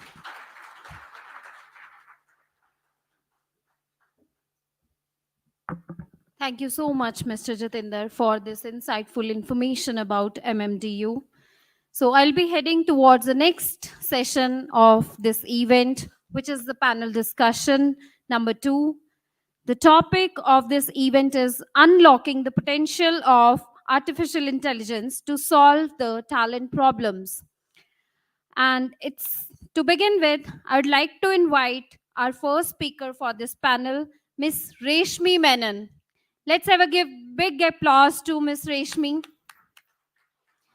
Ms. Reshmi, 17 years of self-motivated and result-oriented professional with experience in fields of sales, campus, lateral hiring, recruiting, well-versed with internet job, portal, and social media, Naukri, LinkedIn, Google, Monster. She is into the talent acquisition, bulk hiring, human resource, international hiring, specialization, full cycle recruiting. Thank you, Ms. Reshmi, for joining us, Jin. Please grab your seat. Our second panelist is Mr. Arif Khan. Mr. Arif, thank you so much for joining us in. I would like to request you kindly grab the stage. Kindly give a big applause to Mr. Arif. Thank you, thank you. Mr. Arif, he has 20 years of experience at strategic operations, which includes HR, talent acquisition, and other business operations. Senior business leader with executive experience in product engineering, strategy, business management, and global operations. A well-rounded experience in both the strategies and the human resource operations. Thank you, Mr. Arif, for joining us in. Now I would like to request our third panelist, Mr. Yatish Shivaprasad. Thank you, Mr. Yatish. Kindly come on the stage and grab your seat. Mr. Yatish Shivaprasad heads the team of corporate function technology in Society Generale. Global Solution Center in India and Romania, delivering IT for application, convincing finance, risk, compliance, HR, legal, communication, sourcing, opening across technology areas. During his tenure of Societe Generale, Mr. During his tenure for, I'm so sorry, during his tenure for this IT operations, Mr. Yatish, he has well versed with all the technologies. Prior to joining Society Generale, Yatish has worked as a senior consultant with Infosys Technologies, Deutsche Bank, Software, HCL Technologies. Thank you, Yatish. Thanks for joining us in. And finally, I'd like to call our today's moderator for this panel discussion, Mr. Rajeshwar Rao. Kindly come on the stage. Thank you so much for joining us in, Mr. Rajeshwar. Soon I'll be handing over the mic to you. And Mr. Rajeshwar, he's the Senior Director and Head Talent Acquisition at EdgeWorth. Rajeshwar has led and managed recruitment function in the world's leading products, captives, and the services organization. His vast experience has helped set up new business within Oracle and set up on-site Oracle retail global business in the Oracle. Thank you. Thank you, Mr. Rajeshwar. And without any further delay, I'll over to you so that we can have this panel discussion. Thanks.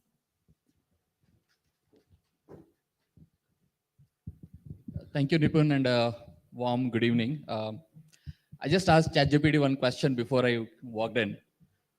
What if your dinner is delayed by a speech? And ChatGPT said, as always, if it's inevitable, enjoy the speech and take some content out of it. If not, just act as if you're listening at least. With that, two things, the trend of the day, how's Bangalore traffic and what did you ask on ChatGPT? That's the trend for the day. So with that, thank you HR Success and MMDU for this opportunity to talk to the esteemed panel. Whatever I ask is with my limited knowledge, and the best part is only I can get to ask questions, right? I don't need to answer them. So with that, let me start. These are not from ChatGPT, by the way. I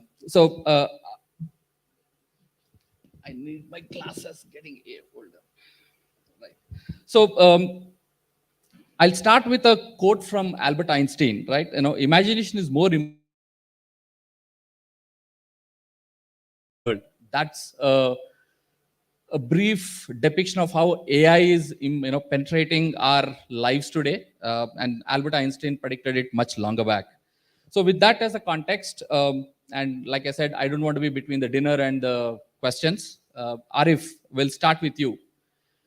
URL is the new mantra. Can you give us your personal experience? I think Mr. Gowda already set the lights on it. URL is nothing but unlearning, learning.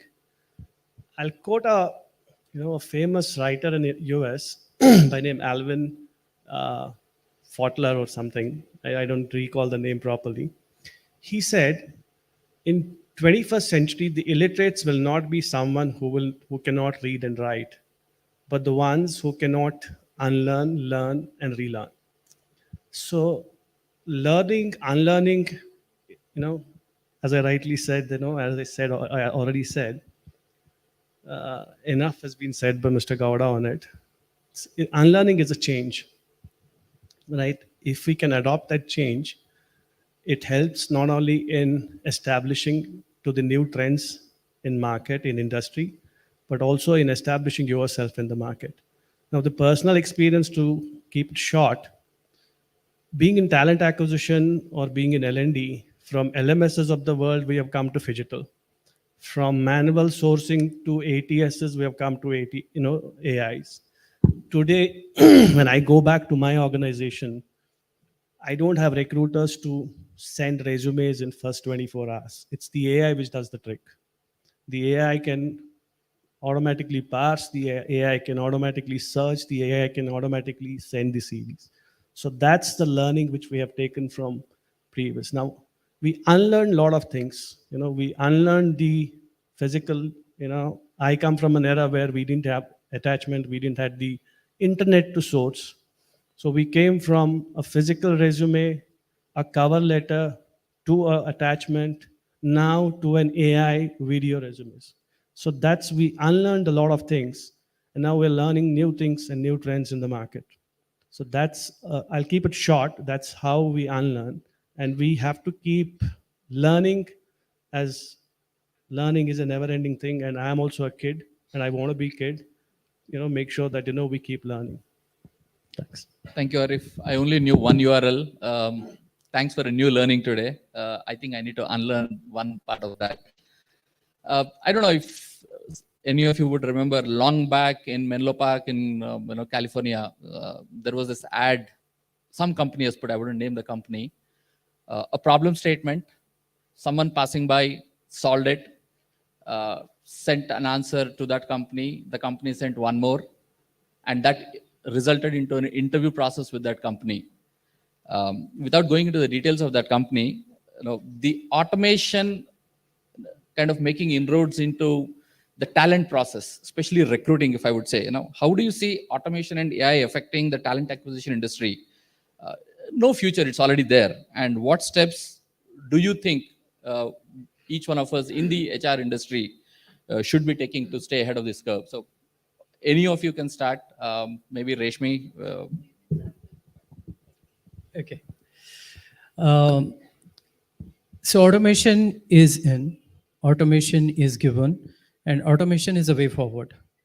Okay, so we are applying automation everywhere in all spheres of our businesses, HR being the key one and the critical one for us because it interfaces with the talent. And the strides that we are making right now is immense. Okay, we speak a lot about ChatGPT. We've been doing it, since evening, and I see that every speaker is speaking about it. Today it's ChatGPT. We are speaking about ChatGPT version 4 already. Okay, so tomorrow it could be something else. So the automation is here to stay. And I think what we need to really look at is a responsible automation. Okay, because we are dealing with personal data of people. We are dealing with humans at the end. So how do we humanize the automation will be very key. And we should not lose the balance between the humanism and the automation that we bring in. So with that, I leave it to other panelists to air their views. So I come from an automation company. Our tagline is, automation, purposeful automation. See, automation is a very subjective word, but to keep it specific, purposeful automation and challenging the status quo when it comes to automating is what we believe in and what I personally believe in.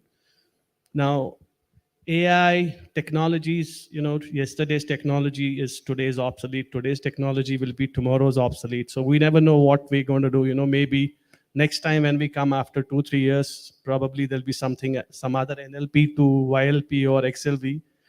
We never thought of, transferring money from our mobile phones. Maybe next year we say transfer something to our, moderator, just, to our phones and the money gets transferred. You never know which tech, Now, when we bring this technology into our, subjects, there's a huge change. As I told you, the AI is bringing a lot of, in giving us a lot of insights. In today's market, or a couple of years back, when the pre-pandemic or post-pandemic now, each recruiter or every talent acquisition head used to, suffers from something called offer to joining, right? You offer X, you have X minus 5, joining. Now, AI has helped us in great detail. We call it as a, in my organization, what we did was we have a culture scorecard, we have a candidate scorecard. So AI brings and gives us insights of the whereabouts of or the likes and dislikes of that candidate. AI, by the way, not to get, AI is approximation. It is not 100%. It gives us an insight. But to solve the problem, there are many industry leaders who are trying to bring in AI into the, the recruiting process, the L&D process, to any HR processes today, which one, removes the bias, second, gives us insights of what is going to happen. So a lot of those tools have already been implemented. Forget about the chat, if I go pre-pandemic, nobody would have looked at any UAN number or Aadhaar numbers Today, most of the companies are implementing bots to do the UAN checks, to check moonlighting. All this is done by bots today. And bot also, by the way, is an old technology now. Now, there are certain other technologies in the market which I will talk to you. Maybe, if somebody is interested, I can tell you what all is happening in the talent market today, which technologies and how is AI building scorecards in terms of the entire, life cycle. So you can, thanks. Okay, good evening, everyone. Thank you. So, automation is actually here to stay, and I think it's very much important in our recruitment also. And when we go in for the campus, let's say that's the first beginning of recruitment, there automation works, but we also need a personal touch because there are students who are just coming into the new world of corporates, and for them, everything being automated would not work. They need a personal touch. So I think it's either ways. You need automation. Also, you need to have a personal touch to that. I like that, Rashmi, the automation and personal touch, and what Yati said about responsible automation. I think a key word to look at. So, Rashmi, to continue with you, on that with automation and all the AI jargons we listen, right? How about the skills and attitude companies state that they look for, but always the clash or the question between the skills versus attitude in recruiting, right? And with AI in place, trying to spoil it more. What's your thoughts on that? So to begin with, I'll take the statement which Ritu said. Every time when you ask a hiring manager, he always says, hire for attitude because skill is something that you can train. And that's when AI comes in. AI will help us in both skills and to identify the skills and attitude of a person. But attitude is something that you cannot train. And AI also won't be able to assess it as much as it can assess the skills. So while we are doing recruitment, I think with the help of AI, we are able to get the right skills of the candidate by looking at his resume and things. But finding out an attitude, for that, I think AI is still not been there. It needs a little more change to be done. So I think AI is good, but it has, just like a coin, it has both the sides. So it's good with assessing the skills, but for attitude, we still need to wait for something better. So if I have to again, pick on that and continue, and again open to everyone. If I have to look at the downside as well, right? The biases AI can create or can be responsible for, and especially how it can impact the talent acquisition process, which is again the most critical, right, for an organization. So any comments? So AI basically is not rocket science. AI does only when we give him data. When we give data to the machine, it consolidates a huge chunk of data and gives us insights of what you can do with the data. When you get insights, it helps you to increase your speed. It helps you to be agile.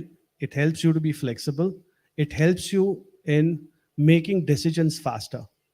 AI is not going to replace humans. I mean, if some of us are beyond, Y2K. When Y2K came, we thought, okay, gone. There's no life after that. So AI, it's a term which is used now, but it's not going to replace humans. It's the humans which create AI. Not AI cannot create a human. So yes, it's a storage of data, which it helps in processing faster than a human can. Gives us insights to make decisions faster, gives us insights to make sure we do things with speed. We do things, we are flexible and agile in doing, the last task first and the first task last. It only helps us in doing that. I'll give you two examples which are very relevant and pertinent of how AI can be a spoil sport as well, like the way you mentioned. The first example is, there is a dedicated team. This is one of the global enterprises which has got a dedicated team of people who can feed data into the AI model. And this team is based out of Egypt. So what happens is when the data is being fed on certain axes, you're actually training the model with certain biases. And the biases is extremely Middle Eastern. And what happens if you use that model elsewhere across the world? Definitely those biases will creep in. And that's why, at the start of the conversation, I said it has to be a responsible AI, right? And the second example that I would want to quote is, our favorite ChatGPT. I'm sure a lot of people have seen in the forwards or on the Instas or on the WhatsApps, a joke which is floating around, which says, I'll just take another examples which is similar. So what day is it? The ChatGPT says it's Friday. So the guy says, no, but my wife says it's Thursday. So ChatGPT says, no, it's Friday. He said, no, my wife is right. So ChatGPT says, no, you're right, I'm wrong. Okay, so it depends really on what is the data that you feed to a AI model. And you do a good data feed and you build the data over a period of time, and this is a bit of a technological aspect. Your model is tuned basis that data, right? So what we should not lose track in that whole process is a common sense and what we are as humans wired as, because sometimes that is the one which plays a lot of commonsensical stuff while we deal with AI. Thanks, Yatish. That was I think most of us would have seen that meme and would never forget it. I didn't want to say wife, I'll leave it as spouse. I don't want to get controversial there. But it did predict about Bangalore traffic, by the way. I did mention that when Nagan sir said he was able to come faster, and I just typed that as well and said, Bangalore traffic is unpredictable. That was ChatGPT's answer, by the way. I got a very interesting question, and the moment I looked at it, I couldn't stop smiling. And this is every recruiting professional's delight, or again, one answer, I don't know if ChatGPT will ever give it, but how can you use AI to catch the last minute offer dropouts, right? So the moment I saw that question, I said, wow, my heart goes out, right? I'm a recruiting guy, 23 years, and not a single guy in this room, I'm sure, would say, no, we don't suffer from that. So your thoughts on that? Anyone, again, we can go in any order. I have the mic, so I'll start, Arif, if you're okay. Okay, we face it all the time. The last 2 years has been extremely, I would call it as a bloodbath. It was extremely competitive to say who's going to pick whom in the market. So for us, the last moment dropout, the way we managed was, to really make a kind of a model, human model, where we do more offers to people basis a certain probability, right? And keeping in mind, the offer to join ratio to be nearly around 50 to 55%, you make such offers. So at least if one is dropping out, at least you have 3 more in the pipe who could join in. Definitely there's a bit of an impact on couple of weeks or couple of days, depending on the pipe that you would build. But definitely that was one of the options that we put in place. Nobody can solve it, but I am not sure why. Even I don't know. Though there are some trade secrets. My offer to joining ratio is 82%. And no, it does not happen by chance. Definitely does not happen by chance. I have my own ways of, defining some things, which is anybody can define. There's no rocket science in this. There's something called pulse checks. And AI definitely helps you in pulse checks. We had the company where I work for, we have a company called V Labs, which is a predominantly AI ML computer vision company. And the pedigree is only PhDs from MITs, the likes of MITs or the IITs. They have built a model for us, for the recruiting team inside, where it gives me an insight. I have an offer decline, but I do not have a single last minute no-show from last 1 year. A single, and I can vouch for it, I do not have a single last minute no-show from last 1 year. From the day we started using that model, we piloted it, we started doing it, we do not have a single, no-show. That's interesting, but I should learn that from you. Okay, for us, we have always tried to make sure that, because I handle campus, we also make sure that we keep candidates connected, we get them into office, and we try to do some events so that they're connected. And we also sometimes, if we get to know that there's an off-campus happening, we try to find out with recruiters if this candidate was there, and then try to pitch another offer to him. So these were the things that we've been currently doing. And I'll try what Arav said. You're going to buy that. We're going to do that. Arif, the after dinner The name event and the is on number. me. Maybe on behalf of the both of us, we'll learn some trade secrets from you on that. In that note, I'm reminded of Sophia's response, the humanoid, right? I don't have feelings as you have feelings. The role of a humanoid. When someone asks Sophia about feelings, and related to that, I got a question: is AI a hindrance, a boon, or a bane compared to the traditional hiring systems? Any any thoughts? Again, no particular order. It's half glass full, half glass, empty. The way you want to look at it. Is Yeah, it correct. I related was to the about to Friday say evening? that, Reshmi. It depends on the situation. I think it depends on the way we use it. Okay, for us, you decide the aspects that you want to implement. You decide the aspects that you don't want to implement, and which you can do it in a other way or a manual way. Those aspects are possible, but it's Either ways. Definitely, it's either ways. In campus, it's a boon because we get so many tons of resumes. So AI helps us to, review it and get it back in less time. So that's a boon. But yeah, the other side is it does not allow us to see whether the offers would be declined or not. So yeah, it's both the ways. I think it depends on the situation here. Great. So again, just to continue on the hindrances, a boon or a bane, right? If you have to really use AI to improve your employer branding, any thoughts? Maybe tools, examples. Well, I'll give it's very subjective for me. The reason why I'm saying this is as I told you, it depends on how we use the AI. We use AI for productivity. I have not used AI for employer, creating an EVP. But if we can give some insights on creating employee EVPs inside the organization, we have a lot of, every organization takes employee testimonials, right?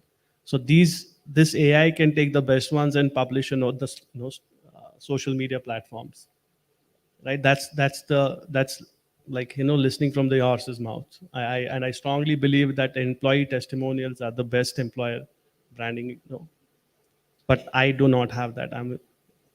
So maybe you guys can. Uh, em- okay. For the branding purposes, I think it depends on the way we look at it. The branding can be categorized into two, right? One is external, one is internal. How do you brand yourself with the employees and how do you brand yourself with the external ecosystem? For us, we are a bank, we are a global bank, we are a French bank. So it becomes important on the kind of services and the products that we offer to our end clients. And there I see a lot of employability of AI. For example, we have gone completely digital in the way we offer our services on the banking channels. And while we do that, we use AI extensively. So as I speak now, end of 2022, we had nearly 200 million euro worth of value generated out of AI type of use cases. So it's immense. And primarily it's applied on the retail banking space in France. And we are also in the process of creating assistants, in a fashion of a robo, where when a customer walks into the a branch, he gets or she gets or anybody gets greeted by this robo, and it's got a deep learning capability where it can have that conversation with the prospective client. So we are able to do that. And when you give this kind of an experience to a potential client, it's definitely a wow experience. And same thing happens internally. When you want to brand yourself with your staff members, you also apply it on certain use cases where you're able to analyze the sentiment of people. You figure out what goes well, what doesn't gel well, when you have to do some policy rollouts, to check the pulse of the people, to be able to analyze what is the trend that you want to pick up and to work on it. There we see a lot of utility on AI. So I feel really there are use cases both internally as well as externally. Good point. Yeah, I think a point to ponder and do more research in that area. Like in the previous session where the discussion was on changing technologies and everything, and if we don't have any further questions from the audience, maybe everyone is thinking of the plate and not the question. like Nipun said, there are goodies for the best questions. If there are any, I just like to remind. But if not, one last question from my side, I promise. New technologies like AI, blockchain, metaverse, RPA, take any other jargons, right, are making the headlines. And especially since there is a university hosting us, right? If we have to really keep that in mind as well, from an early as well as a lateral talent perspective, what's your perspective on change, on this changing talent landscape? Again, Reshmi, we'll start with you. Early talent, and then I we'll. think in colleges, AI has, colleges have adopted AI much better than the corporates. That's what I feel. And AI in college is here to stay and it's doing great over there. So taking in that way, I think right now with all these new stuffs that's come up, the students are really, they have a lot of informations and they're well versed with it. When we go into a campus, they have you want a particular skill, but you find much better skills over there because they are all learning a lot of things. So I think in this way, AI, metaverse, all these are helping students to upgrade themselves. Thank you, Reshmi. Arif, anything from your side? So I'll give you a example which I saw maybe a couple of years back. In one of the English companies in UK, the company had used RPA in tandem with AI and ML. They had built bots. The entire recruiting, I was that day, I got a shock of my life. I thought, okay, recruiting is gone now. Everything is going to be done by bots.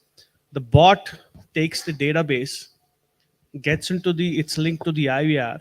The IVR calls and tells them which company they're calling from. It's exactly, it's like, that the chatbots which have, may I help you, right? It calls the candidate, it tells the candidate, may I help you, or I'm calling from this company, the company's revenue is this is the headcount, this is this. The moment the candidate or the prospective talks, it links that to recruiter. And then the recruiter talks on if the candidate talks on the salary, it takes you back to the salary structure. What are the rewards? What are the RNRs we have? What are the salary structures we have? So some people have used it to an extent where human interaction is very, very minimal. Human interaction is needed, without which recruiting will not happen. But to ease out and to cut short the number of people, they are using these, to a level. That's what I've seen in, life. Good one. From my point of view, when we look at people coming in from the colleges, there are certain things that we need to keep in mind. Technology changes every 2 years. Okay, now I think the span is also further shortened, given the advancement of the technologies. We were speaking about quantum computing, we were speaking about, low code platforms, we are speaking about no code, low code platforms. We are speaking about AI, we are speaking about many other technology. If you look at ourselves, 5 years ago, where digital transformation started, at that point in time, we were still at a very nascent stage to explore some big data technology out there. So technology changes 1.5 to 2 years span. What we need to encourage people is to go to the fundamentals. The fundamentals are basic analytic skills. When we go to campus recruitments, I see on the resume all the flowery skills, technology, which is all put there. You ask them a basic question, a puzzling question. The thinking ability of the students is very limited at times. Okay, so the fundamentals has to be taught to them, and then to be able to help them adapt to any new technology by giving in those fundamentals is the key. And then they will change over a period of time, because the technology that I started to learn in my college, which was basic Fortran C programming, is never existing right now, right? So we will change, and the adaptability is key, and we should help them to learn how to be adaptable to the changing environment. Thank you, Yatish. I'll just add to it at the last. From MIS, we moved to analytics. From analytics, we moved to predictive analytics.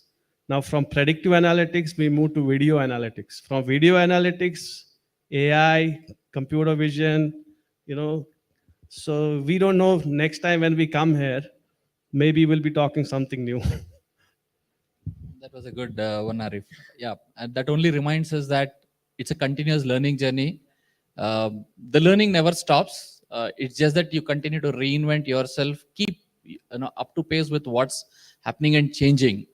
As a end to this, I remember one quote: "A is never going to replace professionals, HR, recruiters, anyone.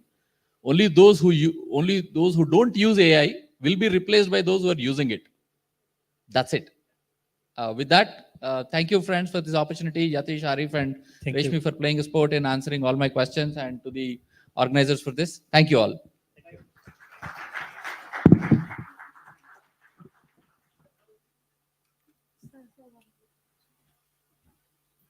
Thank you, everyone. Let's have a group picture for this panel.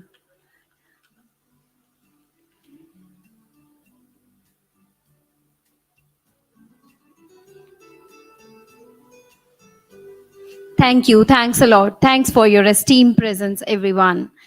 So let's move on to our next awaited moment. We would like to honor our special guest today.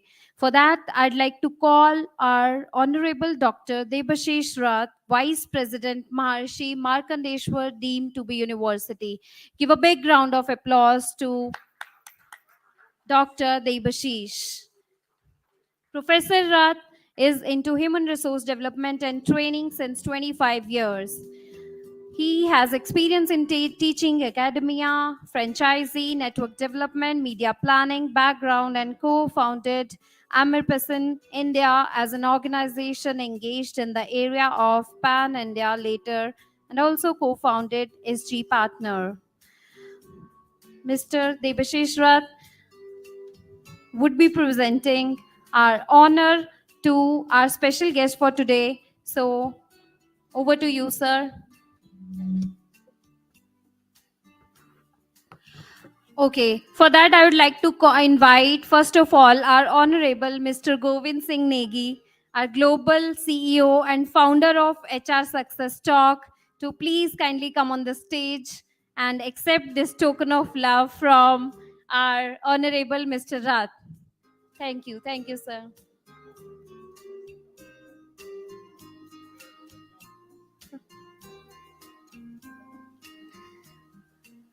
It's a great pleasure to be in your presence, sir. Have a big round of applause.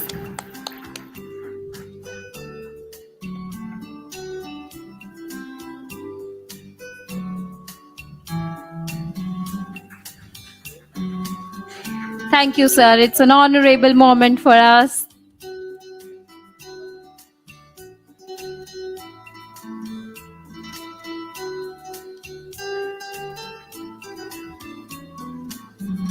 Thank you, sir.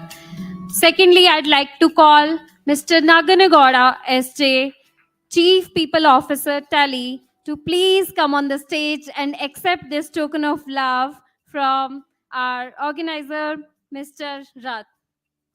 Have a big round of applause, guys. We are just heading for the dinner. It's just a matter of few more minutes. Thank you, sir. Thanks for your esteemed presence.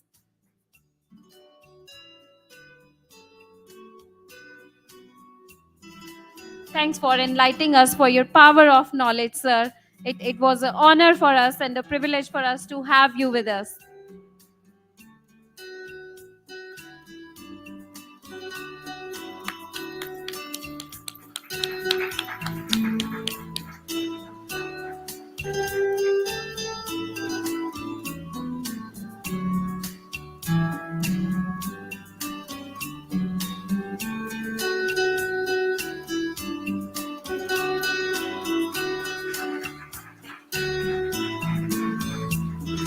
Thank you once again, sir.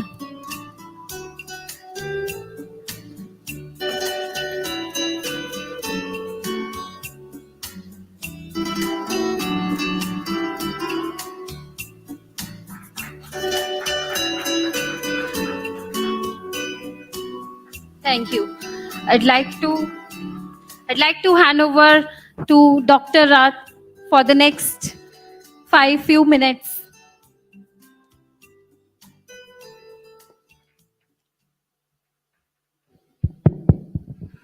Good evening, everyone. I'll not take much of your time, 2 minutes only. We are all, at the end of the day, placement people. My good friend, Dr. N. Venkata Sastry, who is the main anchor of SRM University now, a close friend, he says, Rat, you grow, go to any optimum level. But at the end of the day, all we are placement officers. We started this journey from Bombay, then we moved into Hyderabad. Now we are in Bangalore. But in this edition, what we decided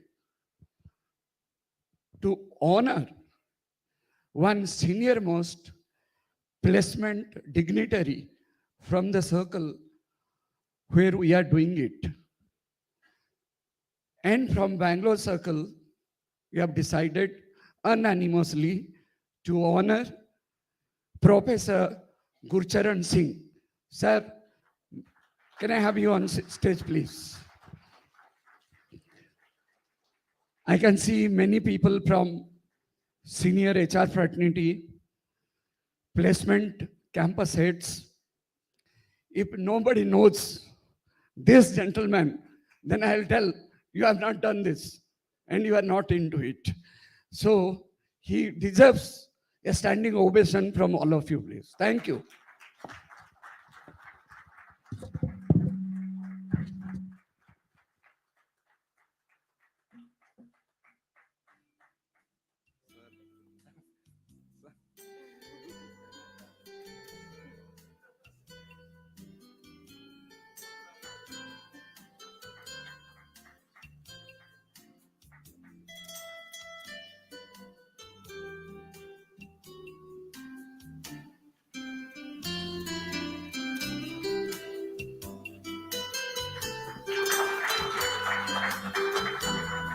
Thank you so much, Mr. Gurcharan Singh, sir, for your esteemed presence with us. It's our honor to have you in this event.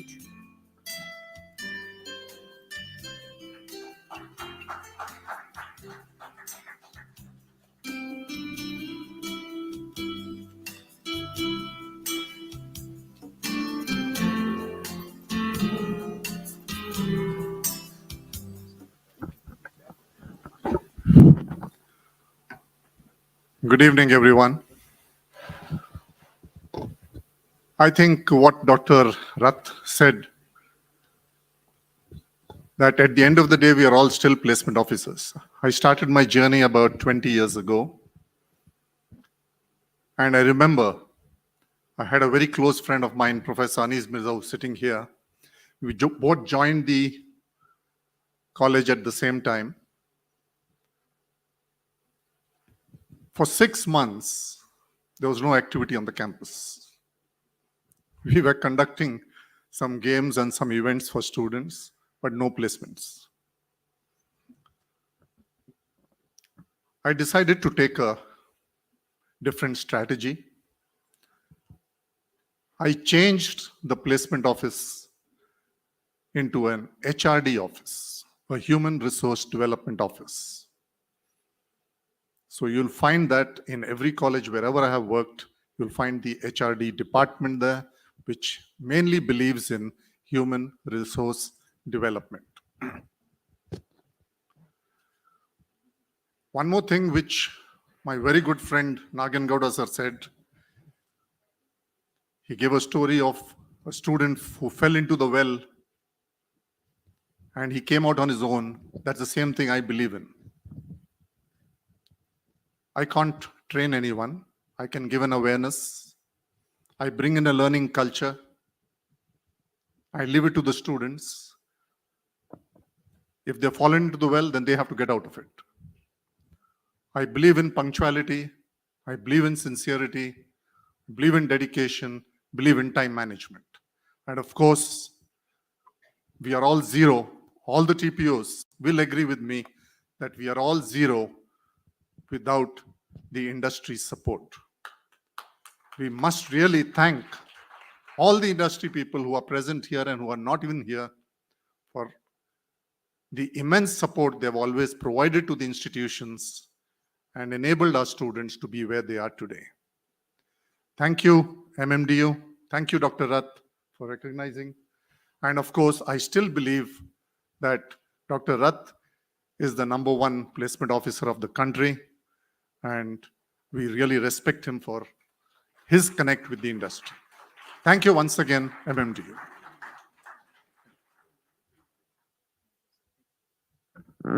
Thank you so much, sir.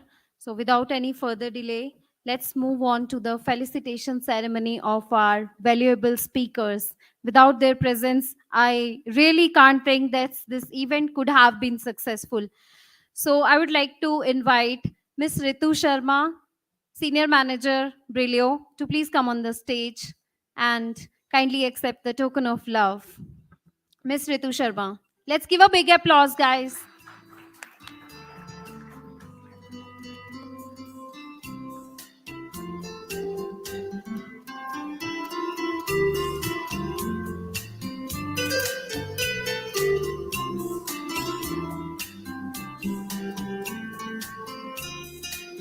Thank you so much. Next, I'd like to call Dr. Debabrata Das, Group Vice President, to please come on the stage and accept our token of love. Kindly give a big applause.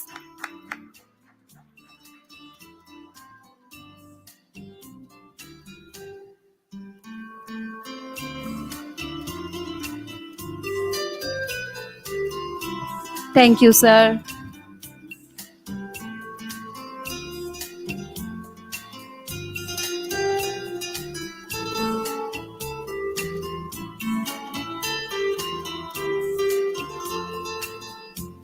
Thank you so much, sir. Next, I'd like to call Mr. Siju Chako, our Senior Director of Khata Book. Please come on the stage and accept our token of love.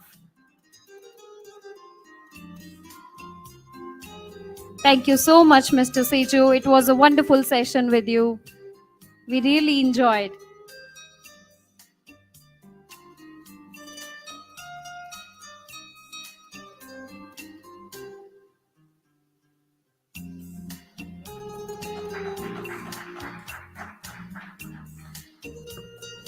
Thank you, sir.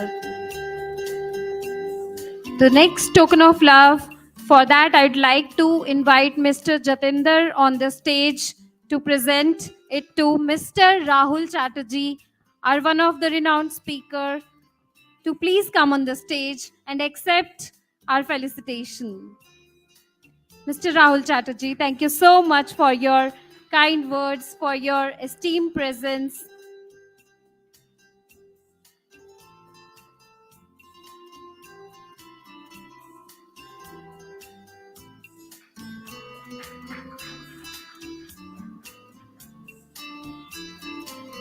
And now I'd like to call our amazing moderator, Mr. Surya Prakash Mohapatra, to please come on the stage and accept our token of love.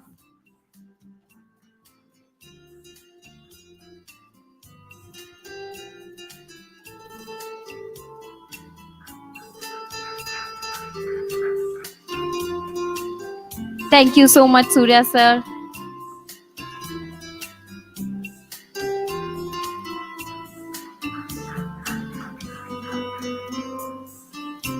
Thank you, sir. Thank you, Jatinder, sir. To present the next token of love, I'd like to invite Mr. Subrata, the Vice President of Karnataka Chapter, HR Success Talk, to please come on the stage and present our token of love to Miss Reshmi Menon. Reshmi Menon, ma'am, please come on the stage and accept our love.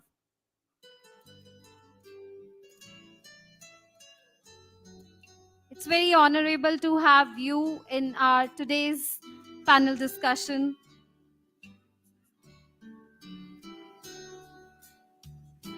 Let's give a big round of applause, guys.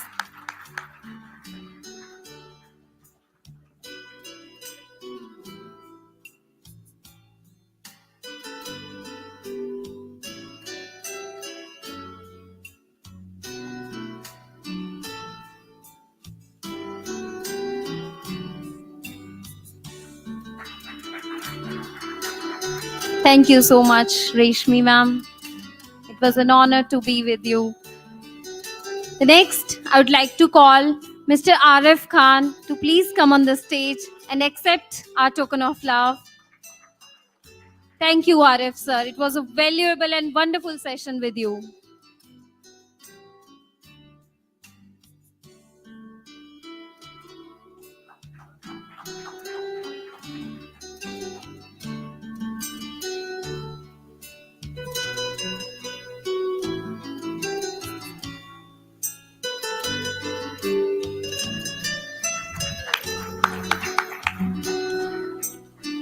Thank you, Arif, and thank you, Subrata sir, for presenting this token of love.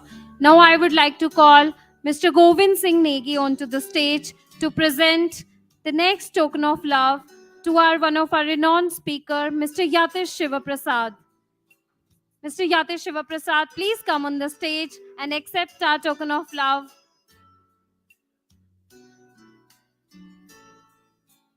Thank you so much, sir, for being with us for today's event. It was an honor to have you.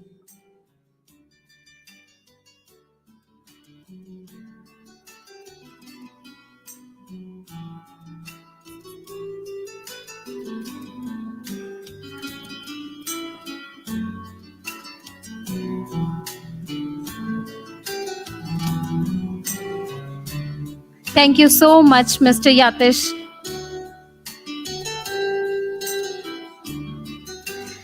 And next, last but not the least, I would like to call our moderator, amazing moderator, Mr. Rajeshwar Rao, to have with us on the stage and to accept our token of love.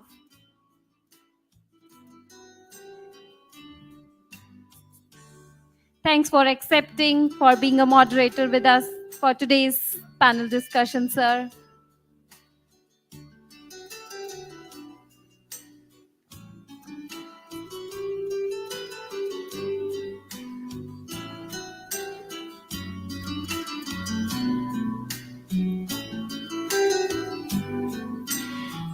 Now, I would like to request Mr. Govind Singh Negi to give a vote of thanks to everyone.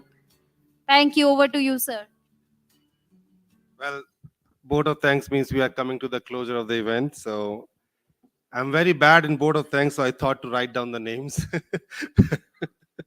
So first of all, thanks to everybody here. That was an amazing event, talking from L&D, then having a conversation on L&D, and then going through AI. I would like to thanks, first of all, the MMU management team here, which has made this event possible in collaboration with HRST. And I think that was one of the important occasion when we come together and collaborated as one team. I would also like to thank Dr. Rath and Jatinder and his team for all the hard work they have put in at the back to make this event a great success. From our HRST team, I think the list is a little longer. So I would like to thank Deepti Korane, who is the country head for India, Nimisha, who is the state president for Karnataka, Subrata, who is the vice president of Bangalore, Nipun for being a great host. Thank you very much for all the great work you have done today. Isha Gaur, who is our manager for conference, Danish, Vatsalya, Tushara Ashok, social media team, Harsh Gupta, and anyone else which I missed. You guys have done a fantastic job. This is a hard work of more than 2 months, which you see here today at the ground. So thank you very much, everyone who is listening us, and also our audience who is listening us live. Thank you very much for being with us for that time. Appreciate it. Thank you. Over to you, Nipun. Thank you so much, Mr. Govind, for this insightful vote of thanks. Now I would like to invite Dr. Rath to present the vote of thanks to our delegates and our special guests. Dr. Rath, please, over to you, sir.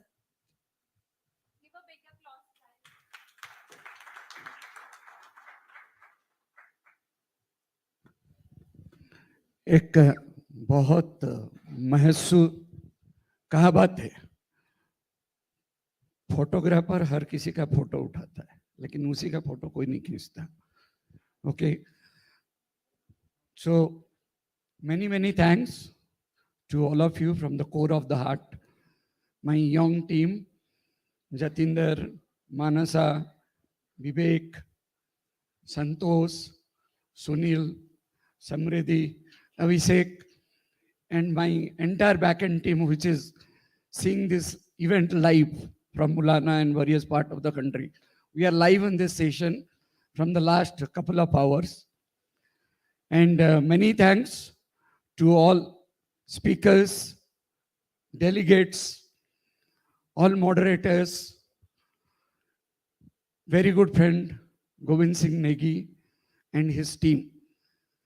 Before I end, there is a small token of appreciation on Partner Award.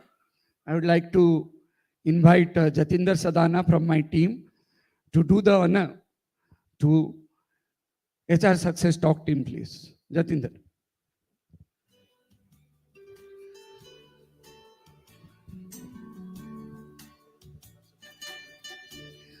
Can other team members of HR Success Talk join us on the podium, please?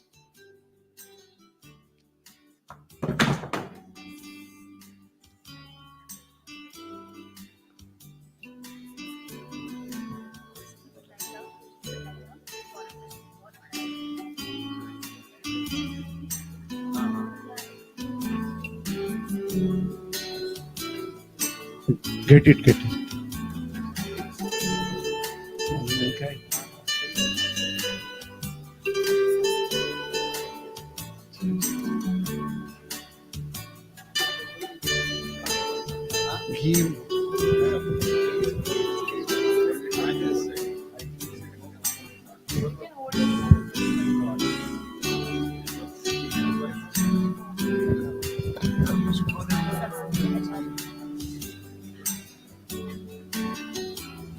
Thank you all.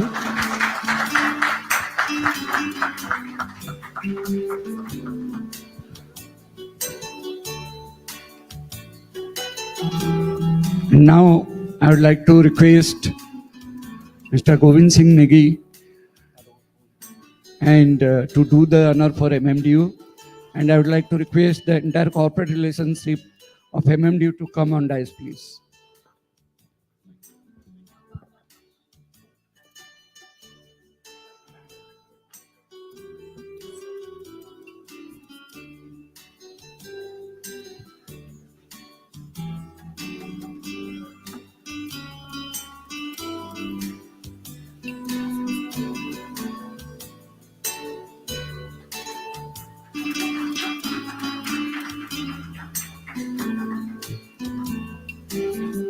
Thank you, everyone. Thank you, MMDU team. It was a great event which happened under your assistance. Since we are coming to the end of the event with gratitude being expressed, I'd like to invite all the special guests, speakers, and everyone today on the stage to gather for a group picture. Request all the dignitaries to please come on the stage for this last time and please have a group picture with us. Yeah, we can have a group picture. And after this, please join us for dinner. Yes. And it's a cocktail one. Thank you all.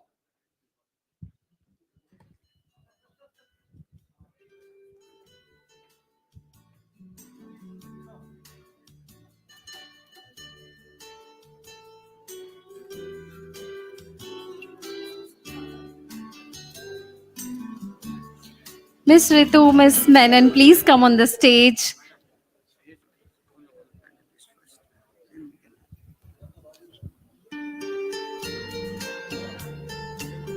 Thank you for joining us in. Let's gather for the group picture.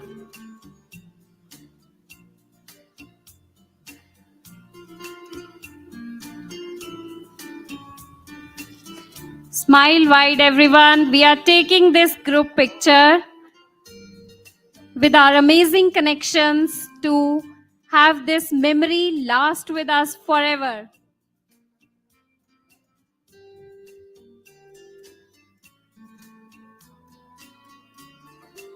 It was an amazing connection and learning we have made at this HR conclave, and hence it's time for some delightful dinner and drinks ahead.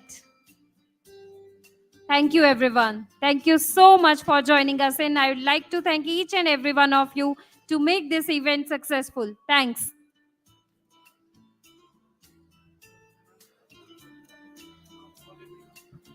Before we leave for dinner, I request each and everyone to come on the stage for a group photograph.